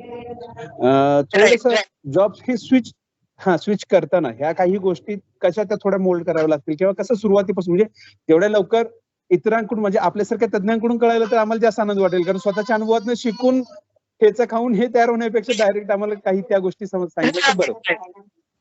नाही, म्हणूनच मी अर्धा तास हे सेशन केलं, कारण माझंही सेम झालं. मी मंत्रालयात होते 3.5 वर्ष, डेस्क ऑफिसर होते, आणि तिथे कामाची पद्धती वेगळी होती, खूपच वेगळी होती तिथे.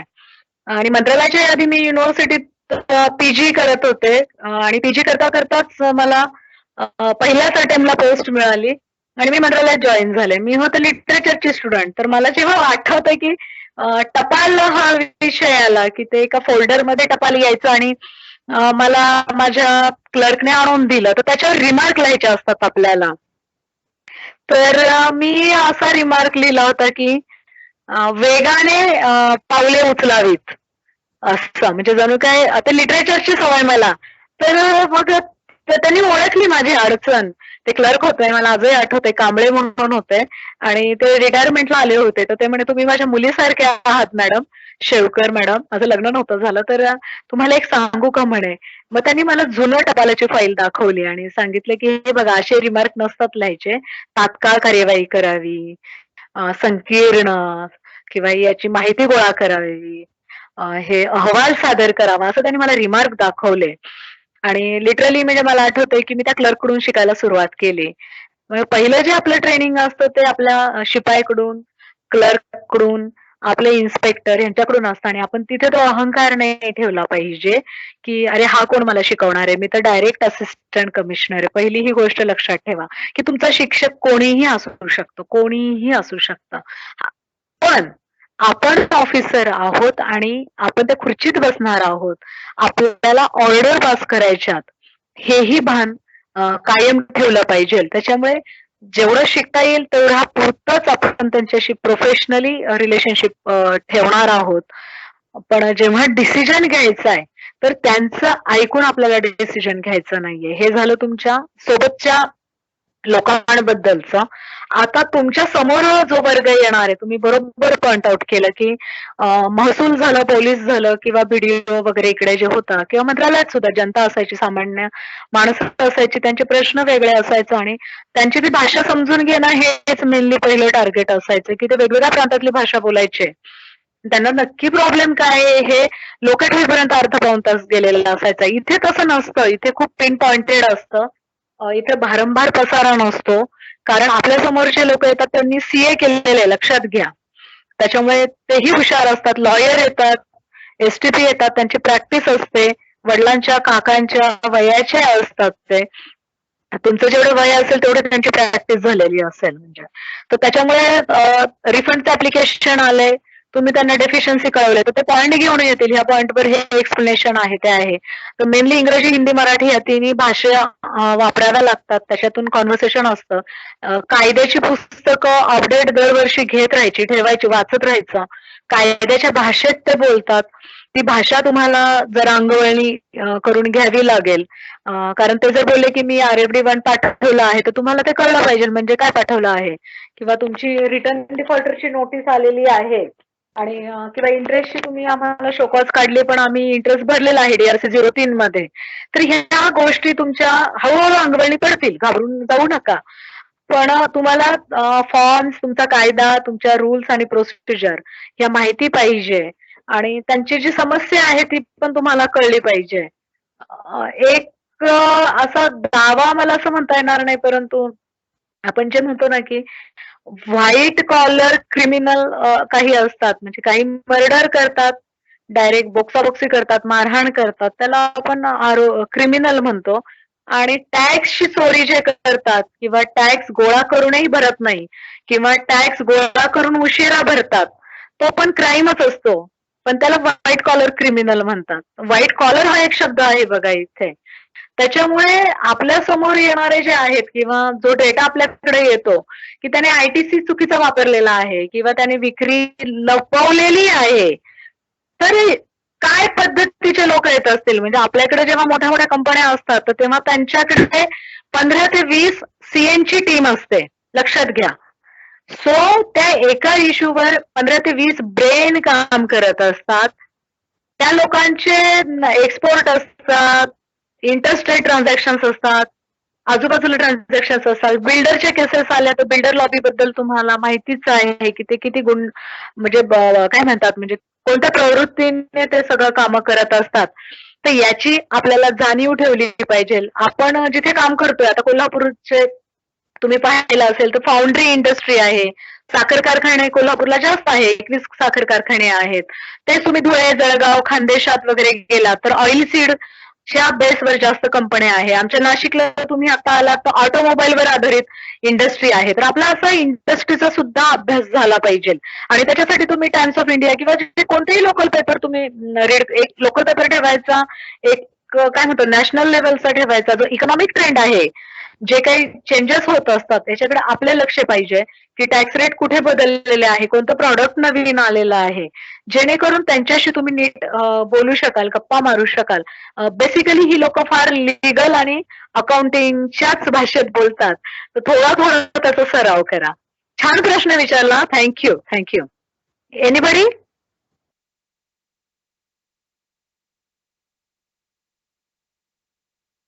अजून कुणाला काही शंका आहे? नसेल शंका तर मला थोडं हे सांगायचंय की जर कोणी कला शाखा आणि सायन्स बॅकग्राऊंडचं जर असेल कोणी, तर त्यांनी वाणिज्य शाखा एक्सक्यूज मी, वाणिज्य शाखेचं थोडंसं अकाउंटिंगचं जे नॉलेज आहे, म्हणजे मी सुद्धा पुढे पोस्टिंग होतं माझं सेल्स टॅक्सला, तर मी अकाउंटचा क्लास लावला होता. एक आठवड्याचाच आपल्याला पुरेसा होऊन जातो. पण बॅलन्स शीट म्हणजे काय, क्रेडिट नोट्स म्हणजे काय, डेबिट नोट्स म्हणजे काय, लेजर म्हणजे काय, गुड्स रिटर्न म्हणजे काय, ह्या ज्या गोष्टी आहेत त्या शिकून घ्या. कारण ज्यांचं कॉमर्स बॅकग्राऊंड आहे त्यांना ह्या गोष्टी खूप सोप्या होतात. आणि ज्यावेळेस तुमच्या समोर व्हेरिफिकेशनला सगळे बुक्स ऑफ अकाउंट्स येतात. बुक्स ऑफ अकाउंट्स म्हणजे काय, तर मालाची विक्री होती ते कुठेतरी तो नोंद करून ठेवतो. जसं आपण आपल्या डायरीत लिहून ठेवतो ना, आज मला कृषी ऍग्रिकल्चरचा एवढा सिलेबस संपवायचा होता, तो वाचून झाला. एमपीएससी करताना तुम्ही केलं असेल ते सेम.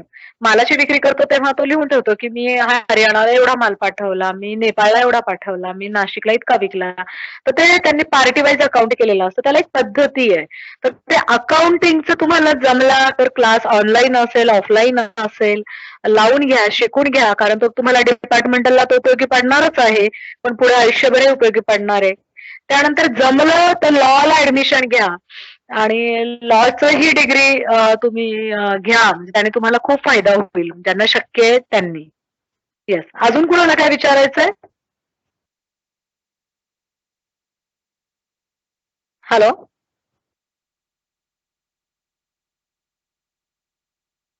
रवी रवी सातवान, काही शंका आहे का? येस मॅम, शंका तर नाही काही, पण टाइम मॅनेजमेंट बद्दल तुम्ही बोललात तर त्याबद्दल काही गाईड करा. हा, कारण आता काय होतं, बघा आता तुम्ही ना आतापर्यंत स्टुडंट असता किंवा काही लोक आता तुमच्यात नोकरी करत होते, त्यांना पण हे जाणवलं असेल त्यावेळेला. नॉर्मली काय होतं, मग आपण एक ना रुटीन मध्ये अडकतो आणि ज्या गोष्टी आपण ड्रीम केलेल्या असतात, एमपीएससी करताना ना आपण स्वप्नरंजन पण खूप करत असतो की मी ऑफिसर झाले की मी हे करेल, मी ते करेल, आणि नंतर खरं त्या गोष्टी होत नाही आपल्याच्याने. मग आपल्या लक्षात येतं की असं का होतंय, तर टाइम मॅनेजमेंट करायला आपण कमी पडतो. आणि त्याच्यामुळे तुम्हाला थोडस माझ्या आत्ताच्या लाईफला काय आवश्यक आहे किंवा मला जगणं समृद्ध जर करायचं असेल तर काय गरजेचं आहे. माझी आता 22 वर्ष सर्व्हिस झाली, तर त्याच्यातून मला हे लक्षात आलंय की तुमचं फिजिकल ऍक्टिव्हिटी कोणतीही असेल, ते सूर्यनमस्कार घाला, रनिंग करा, पोहायला जा, जिम लावा, आठवड्यातनं एकदा ट्रेकला जा, जे काही असेल तर फिजिकल ऍक्टिव्हिटीसाठी तुम्ही 1 तास किंवा 40 मिनिटं तरी ठेवली पाहिजे. त्याच्यानंतर तुमचे छंद, आवडी, म्हणजे तुम्हाला मज्जा आली पाहिजे, जिथे तुम्ही विसरून गेलं पाहिजे की तुम्ही असिस्टंट कमिशनर आहे, तुमचं लग्न झालंय, तुम्हाला मुलं बाळ आहेत, काय तुम्हाला जबाबदारी आहे. असं कोणताही एक छंद, लिखाण असेल, गाणं असेल, नाचणं असेल, पेंटिंग असेल, तर याच्यासाठी थोडा वेळ ठेवा. थोडा वेळ अभ्यासाला पण ठेवला पाहिजे. म्हणजे नुसता एमपीएससीचा अभ्यास केला, ऑफिसर झाला आणि संपलं असं नाही होत. तर तुम्ही ज्यावेळेस अधिकारी होता तर त्यावेळेस समाजामध्ये तुमचं एक वेगळं स्थान तयार होतं. तुम्ही समाजाची, या भारत देशाची एक ऍसेट असता. तर अवांतर वाचन तुम्हाला माहिती पाहिजे, काय आपल्या आजूबाजूला चाललंय, काय ट्रेंड चालू आहे. लोक तुमच्याकडे गायडन्सला येतात, तर तो गायडन्स तुम्ही नीट करू शकला पाहिजे. तर याच्यासाठी तुमचा अभ्यास हा पाहिजेच. 1-1.5 तास तुम्ही अभ्यास केला पाहिजे. मग तुम्हाला लागणाऱ्या कायद्याचा असेल, बाकीच्या गोष्टींचा असेल. आणि मला माझा जो काही अनुभव आहे त्याच्यातनं मेडिटेशन याने मला म्हणजे अभ्यासात पण नेहमी उपयोग झालेला आहे. जेव्हा मी स्टुडंट होते तेव्हापासूनच ही सवय लावली. ती ज्ञान प्रबोधिनीत आम्ही अभ्यास केलेला आहे. चाणक्य मंडलचे जे धर्माधिकारी सर होते किंवा विवेक कुलकर्णी सर होते, आमच्या वेळेला ते किरण बेदी येऊन गेल्या होत्या, अभय बंग सर, अशा सगळ्या छान छान लोकांना आम्ही भेटलोय. आणि त्या लोकांचं खूप जवळून अनिल अवचट सर आले होते, तर त्यांना आम्ही विचारायचो, जसे आता तुम्हाला प्रश्न पडतायत तसे त्यावेळी मला पडायचे. 18, 19, 20 वर्षांची होते मी. तर त्यांनी मेडिटेशनला खूप महत्व दिलं. ते तुम्ही कोणत्या वेने पण करा, विपश्यनाचं करा, ब्रह्मविद्या म्हणून आता एक ऑनलाईन सध्या चालू आहे त्याचं करा, कोणत्याही पद्धतीचं करा, पण मेडिटेशनने तुम्हाला ज्या प्रश्नांची उत्तरं मिळतील, शांत बसल्याने श्वासावर लक्ष केंद्रित करा, इन्स्ट्रुमेंटल म्युझिक प्ले करा आणि बसा, तर त्याने तुम्हाला खूप साऱ्या प्रश्नांची उत्तरं मिळेल. आणि सत्सद विवेक आपण जो म्हणतो की सत्सद विवेक बुद्धी आपली जर जागी असेल तर आपण कधीच वाईट मार्गावर चालणार नाही, वाईट विचार करणार नाही, वाईट गोष्टी होणार नाही. तुमच्याच बॅच मधले काल 2 जण आले होते, आम्ही खूप गप्पा केल्या काल संध्याकाळी. नाशिकला त्यांचं अटॅचमेंट आहे, तर मी तेच त्यांना सांगितलं की अरे भारत, ब्रिटिश तर सोडून गेले, त्यांनी आपल्याला रूल केलं, गुलाम म्हणून वागवलं, खूप घाणेरडी वागणूक दिली. आणि तुम्हाला माहितीये भगतसिंग, राजगुरू यांनी स्वतःचा जीव सुद्धा दिला आणि हे स्वातंत्र्य आपण मिळवलेलं आहे. आता आपल्या हातात हे भारत कसा ठेवायचा, कसा चालवायचा या गोष्टी आहेत. तर तुमच्या अशा चांगल्या विचारांची तरुण खूप आवश्यक आहे. विवेकानंद म्हणून गेलेत की असे 100 युवक जरी मला मिळाले तरी मी सगळं जग, सगळं विश्व उलथपालथ करून टाकेल. आणि मग हे चांगले विचार जर आपले ठेवायचे असतील सिस्टीमला येऊन सुद्धा, तर मेडिटेशन गरजेचं आहे. तर तुमचं टाइम मॅनेजमेंट करताना तुम्ही आपल्याला महत्वाच्या कोणत्या गोष्टी आहेत, तर महत्वाचं काय आहे, तुमचा फिजिकल एक्सरसाइज झाला पाहिजे, तुम्हाला मनाला मज्जा येईल असं काहीतरी छंद पाहिजे, तुम्हाला मेडिटेशन पाहिजे, झोपायचा वेळ तुमचा पाहिजे, अभ्यासाचा वेळ पाहिजे आणि कामाचा वेळ पाहिजे. तर दिवसातनं ह्या तुमच्या 6 महत्वाच्या गोष्टी आहेत. तर याचं एक शेड्यूल तुम्ही केलं पाहिजे. आणि विकेंडला मग ज्या आपल्याला अवांतर गोष्टी करायच्या आहेत, काहींना तर नातेवाईकांना भेटायचं असतं, गावी जायचं असतं, शेती असते, ट्रेकिंग करायचं असतं किंवा काय तुमचं असेल लेजर टाइम असतं, तर हे आपण आठवड्यातनं एकदा करू शकतो. आणि महिन्यातनं काही गोष्टी करायच्या असतात त्या करायच्या. काही रक्त चाचण्या करणं वगैरे असं सगळ्या गोष्टी असतात. आई वडिलांना हॉस्पिटलला न्यायचं असतं, मुलांना बाहेर फिरायला न्यायचं असतं. तर तुम्ही तुमचं कसं प्लॅनिंग करू शकता की या आठवड्यात मला काय करायचंय, महिन्याच्या अखेरीस मला काय करायचंय आणि पूर्ण वर्षाचं नियोजन हे तुमच्या समोर पाहिजे की 2022 मध्ये माझे टार्गेट काय आहेत आणि ते मी कसे अचीव्ह करणार आहे. तर टाइम मॅनेजमेंट हे तुम्हाला आत्तापासून म्हणजे विद्यार्थी दशेत खूप सोपं असतं. आपण 24 तासाचं करत असतो टाइम टेबल आणि ते फॉलो करत असतो. आता मात्र ऑफिसर झाल्यावर आपल्याला पूर्ण वर्ष आपल्याला बघावं लागतं की मला 2022 मध्ये काय काय करायचंय. मग माझं तर एप्रिल टू मार्च असं वर्ष असतं. आता 22 वर्ष सर्व्हिस झाल्यामुळे जानेवारी मला नवीन वर्ष कधीच वाटत नाही. मला रादर 1 एप्रिल हे नवीन वर्ष वाटतं नेहमी.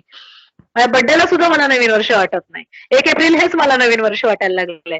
तर पूर्ण वर्षाचं माझं ऑफिसचं माझं टाइम टेबल समोर असतं. मला घरात काय करायचंय, माझ्या फिजिकल हेल्थसाठी काय करायचंय, माझ्या स्पिरिच्युअल मला ग्रोथसाठी काय करायचंय आणि वेगवेगळे आपण ऑनलाईन कोर्सेस करत राहणं सगळं सांभाळून हे आपण केलं पाहिजे. थँक्यू रवी, छान प्रश्न विचारला. थँक्यू. आनंद स्वामी, काहीच आवाज ऐकला नाही आम्ही. हो आहे मॅडम, ऐकतोय मी. तुम्ही तेवढं छान सांगताय. काय प्रश्न काय आलाय, ऑफिसर झाल्यापासून कसं वाटतं रे, कोणकोणत्या भावना मनात येतात? मस्त वाटतं मॅडम, छान आहे. खूप दिवसाची मेहनतीची अचिव्हमेंट आहे आणि या डिपार्टमेंटमध्ये काम करायला पण छान वाटतं आणि इथला स्टाफ वगैरे पण खूप कोऑपरेटिव्ह आहे. म्हणजे फर्स्ट टाइम असं स्टाफ सोबत वगैरे डील करतोय ना, इतके दिवस स्टुडंट फेज मध्येच होतो. सो सर्व म्हणजे भेटलेले वगैरे खूप कोऑपरेटिव्ह आहे आणि डिपार्टमेंट मध्ये काम करायला पण म्हणजे आत्ताच इंथुझियाझम आहे की हो आपण करू शकतो खूप काही याच्यामध्ये, म्हणून तो छान वाटतं मॅडम एकंदरीत. छान वाटतं आणि जबाबदार पण वाटत असेल ना की कारण तुम्हाला आता टॅक्सचं टार्गेट दिलं जाईल, व्यापारी दिले जातील आणि मग असं होतं की व्यापाऱ्यांकडून टॅक्स गोळा झाला पाहिजे, रिटर्न भरले गेले पाहिजे, त्याचे ऑडिट पूर्ण झाले पाहिजे, रिफंड झाले पाहिजे, टाइम लाईन सुरू होतील तुमच्या आणि मग हा चॅलेंजिंग आहे. पण म्हणजे कधी ना असं कुरकुरण्याचा सूर लावू नका आयुष्यात. यारे काय मार्च एंडिंग आहे, यारे काय मला टार्गेट दिलंय, हे काय बोगस माहिती आली आहे.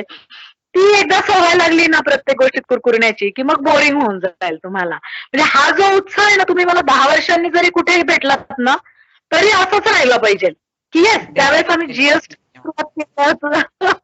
आणि आता सुद्धा तुम्हाला मॅडम ह्या केसमध्ये मला असं पॉइंट सापडला, ते असं झालं, तिकडे व्हिजिटला गेलो होतो आणि म्हणजे एन्जॉय करा ती गोष्ट, मजेने घ्या.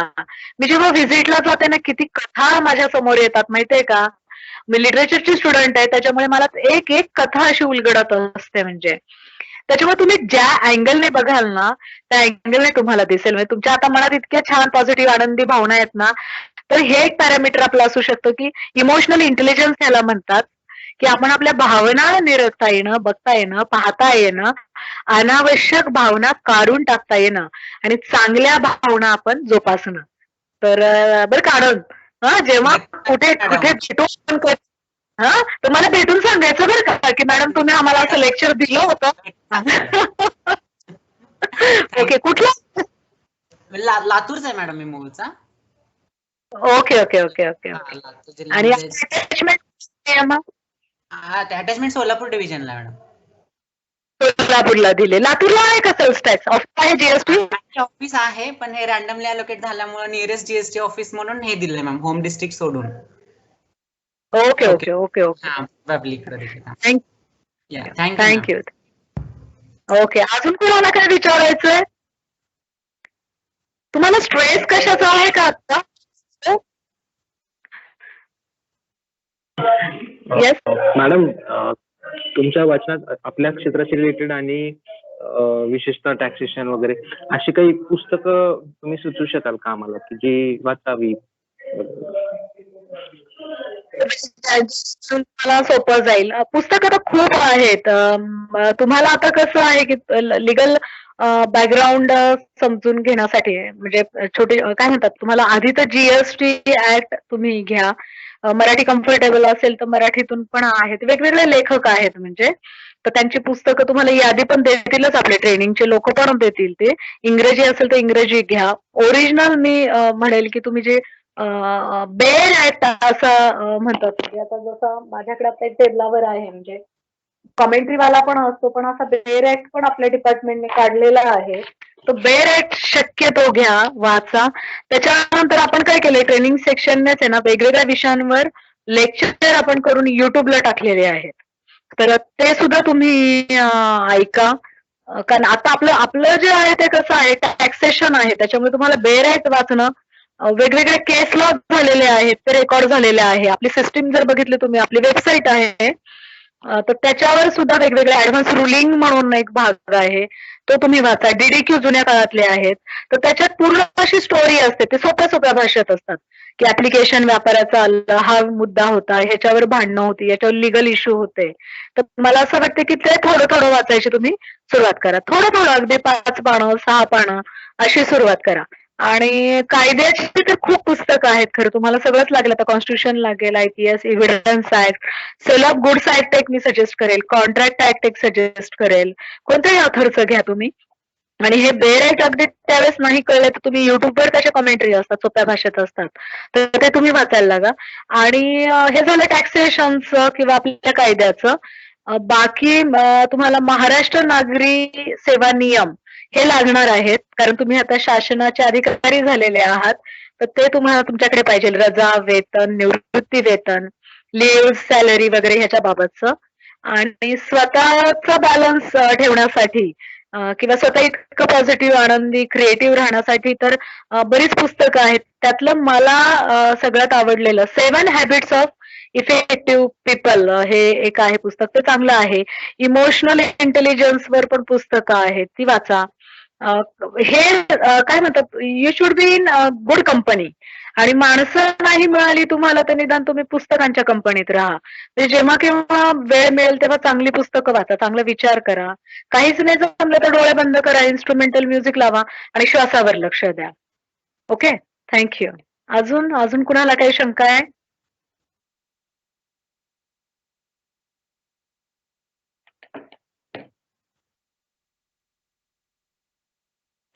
अजून काय विचारायचंय का कोणाला?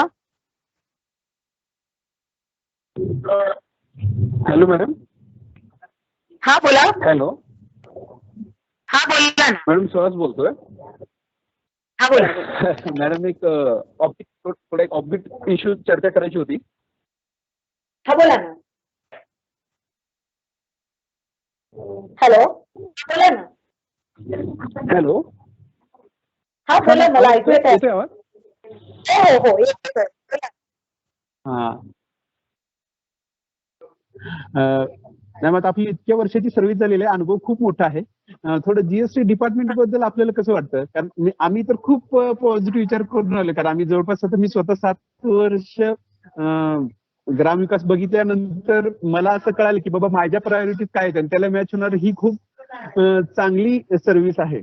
पण बऱ्याच वेळा असं दिसतं की बाहेर सुद्धा असेल किंवा थोडस डिपार्टमेंटमध्ये सुद्धा कुठेतरी एक ते असं वाटत राहतं लोकांना की आपल्याला नेम, फेम, ग्लोरी ह्या गोष्टी नाही आहेत. महसूल किंवा बाकी पोलीस किंवा अर्बन रुरल डेव्हलपमेंट ह्या जे केडर्स आहेत त्यांच्याशी तुलना करतात.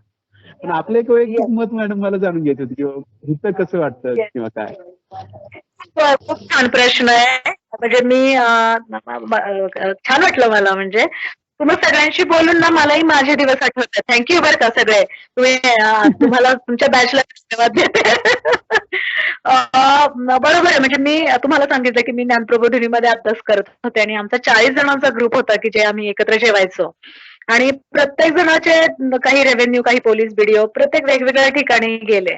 आणि ज्यावेळेस मी मंत्रालयात डेस्क ऑफिसर म्हणून जॉईन झाले तर तो पिरियड खूप अंतर्मुख करणारा होता माझ्यासाठी आणि मला क्लास 1 व्हायचं होतं. त्याच काळात मी तुम्हाला जे सांगितलं की ते 7 habits of effective people Stephen Covey ह्याचं पुस्तक मी वाचत होते आणि क्लास 1 झाले होते मधल्या काळात. मी येरवडा ऑफिसला जे आहे आपलं सेल्स टॅक्स पुणे 2004 ला मी जॉईनही केलं होतं आणि महाराष्ट्रात मी एमपीएससीची टॉपर होते. त्यावेळी मग सगळेजण ऑब्व्हियसली मला म्हणत होते की आता युपीएससी कर, तू एवढी हुशार आहे तर तू नक्की युपीएससीची पोस्ट तुला मिळू शकते. आणि त्यावेळेला मग तो सेम प्रश्न माझ्या समोर होता की नक्की मला अचीव्ह काय करायचंय, काय व्हायचंय आणि पुढे जायचं का, मला काय करायचं. तर त्याच्यात एक त्यांनी एक्सरसाइज दिला होता. एक्सरसाइज असा होता की जस्ट इमॅजिन की तुम्ही मेलेले आहात आणि ते ख्रिश्चन ह्याच्यात आहे, ते कॉफिन मध्ये वगैरे ठेवतात शवपेटिकेत आणि तुमच्याबद्दल बोलतात तुमचे जवळचे लोक. ऑथर तिकडूनचा असल्यामुळे तो ख्रिश्चन त्याने ते उदाहरण दिलं होतं की तुम्ही मेलेले आहात, तुमचं शव आहे आणि तुमच्या जवळचे लोक तुमच्याबद्दल काहीतरी बोलत आहेत आणि ते काय बोलतायत किंवा त्यांनी भाषण काय करावं असं तुम्हाला वाटतंय तुम्ही लिहून काढा. असा एक एक्सरसाइज त्याने दिला होता त्या पुस्तकात. आणि मला आठवतंय मी नुकतंच जॉईन केलं होतं. जस्ट तुम्ही आता जसं जॉईन केलंय तर त्याच फेजमध्ये मी होते. आणि 1 महिना मी तो एक्सरसाइज केला होता की मला काय माझ्या प्रायोरिटी आहे, काय वाटतंय. आणि माझ्या प्रायोरिटी अशा आल्या होत्या की मला काय म्हणतात 8 ते 9 तास जॉब करणं ही माझी प्रायोरिटी होती. मला मोर दॅन 8 to 9 आवर्स मला बाहेर पडून काम करायचं नव्हतं. वेगवेगळ्या कलांमध्ये मला इंटरेस्ट होता, तर त्याचा मला आस्वाद घ्यायचा होता. मला शांत बसायला आवडतं, मेडिटेशन वगैरे अशा बऱ्याच गोष्टी होत्या, त्या मला करायच्या होत्या. मला फॅमिली ही माझी प्रायोरिटी होती. आणि असं सगळं आल्यामुळे मग माझ्या असं लक्षात आलं की सेल्स हा मला खूप कम्फर्टेबल जॉब आहे. कारण जिथे मी माझा ब्रेन वापरू शकते आणि एक टार्गेट आहे. वर्षाचं तुम्हाला टार्गेट असतं की इतके असेसमेंट करायचे, तितके ऑडिट करायचं आहे. एकदा तुम्ही तुमचं टार्गेट कंप्लीट केलं की नंतर तुम्हाला रेव्हेन्यू, पोलीस किंवा इकडे जसं प्रोटोकॉल असतो, पूर परिस्थिती आली, अचानक आलं काय, तर तुम्हाला जावं लागतं रात्री.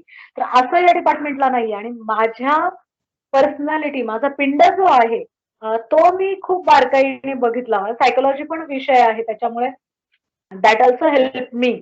आणि मग डायरी लाईफची सवय होती. तर मला नक्की लाईफमध्ये काय हवंय आणि ते मला कुठे मिळू शकतं हे सगळं मी बघितलं आणि आय एम हॅपी. म्हणजे मला मला उलट असं वाटतं की माझ्या नेचरला सेल्स टॅक्सचा जॉब, आता जीएसटी कायदा हा खूप सूट झालाय अँड खूप हॅपी आहे. आणि जो माणूस मन लावून काम करतो, किती बदल्या झाल्या. माझे मिस्टर जज आहेत, त्यामुळे दर 3 वर्षांनी आमच्या बदल्या होतात. तर खूप ठिकाणी मी फिरून आली आहे. तर मी जसं तुम्हाला सांगितलं की त्या इंडस्ट्रीला भेट देणं, बघणं, सगळे स्वतः इनव्हॉइस बघणं, त्यांचे बुक्स ऑफ अकाउंट बघणं, व्हेरिफिकेशन करणं. आम्ही तुम्हाला माहितीये की नाही तुमच्या पिढीने कार्बन टाकून पण ऑर्डर केलेल्या आहेत आम्ही बीएसटीच्या. तुम्ही लोकांनी पीसीवर बघाल पण त्यावेळेस हाताने ऑर्डर लिहायचं आणि त्याच्यासाठी कार्बन टाकायचा कारण एक कॉपी डीलरला द्यायची असायची आणि एक आपल्या. तर तो सगळं ट्रान्झिशन बघितलेलं आहे. आणि हे जेव्हा आपण विचार करतो ना, म्हणजे मी तुम्हाला म्हटलं ना की माझ्या डोक्यात हा नेहमी विचार असतो की हा जो टॅक्स आहे हा जातो कुठे गोळा केलेला. तो कोणत्या तरी आदिवासी पाड्यावर बस पोहोचणार आहे. कुठेतरी प्रायमरी हेल्थ सेंटरला ती औषधं मिळणार आहेत. जर मी टॅक्स गोळा करेल तर तो ट्रेझरीत पैसा जाईल आणि ह्या माणसांना त्याची मदत होणार आहे. शासनाच्या ज्या योजना चालतात त्या कशावर चालतात. आज कोरोनाची लस जी आपण उपलब्ध करून दिली, जे लसीकरण केलं, हे कुठून केलं. म्हणजे जेव्हा जरी लॉकडाऊन लागला तरी सेल्स टॅक्स आपण कामं करत होतो, जीएसटीची लोक आपण कामं करत होतो, घरून आम्ही कामं केलेली आहेत. का तर आपल्याला जर ट्रेझरीत खडखडाट झाला तर राज्य बंद पडणार आहे, राज्य चालणार नाहीये. आणि याचं जे एक समाधान आहे हे खूप मोठं आहे. म्हणजे तुम्हाला माहिती आहे की किती मोठा वाटा आहे टॅक्सेशनचा.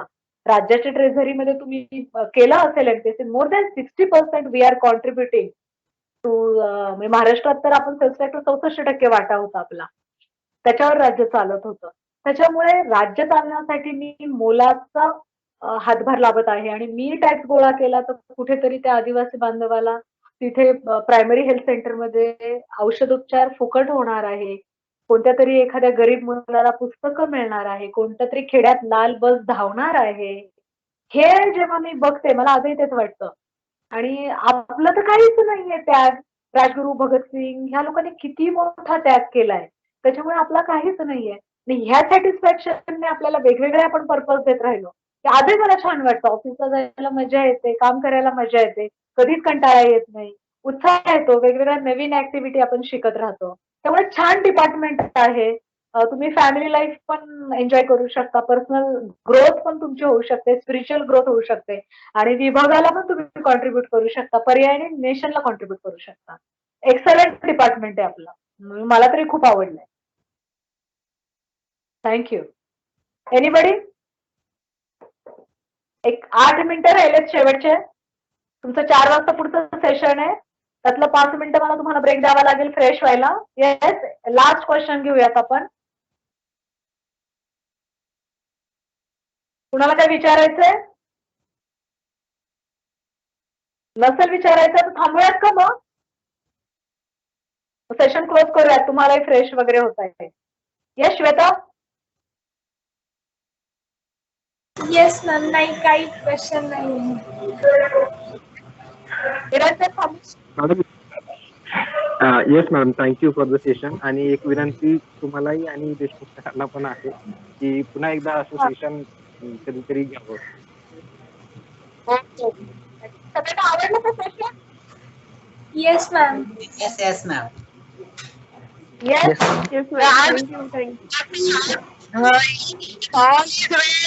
असं सारखं म्हणत आलीच वेळ आणि सगळं छान होईल. तुम्हाला खूप शुभेच्छा. Thank you. Thank you madam. Thank you madam. Thank you madam. Thank you.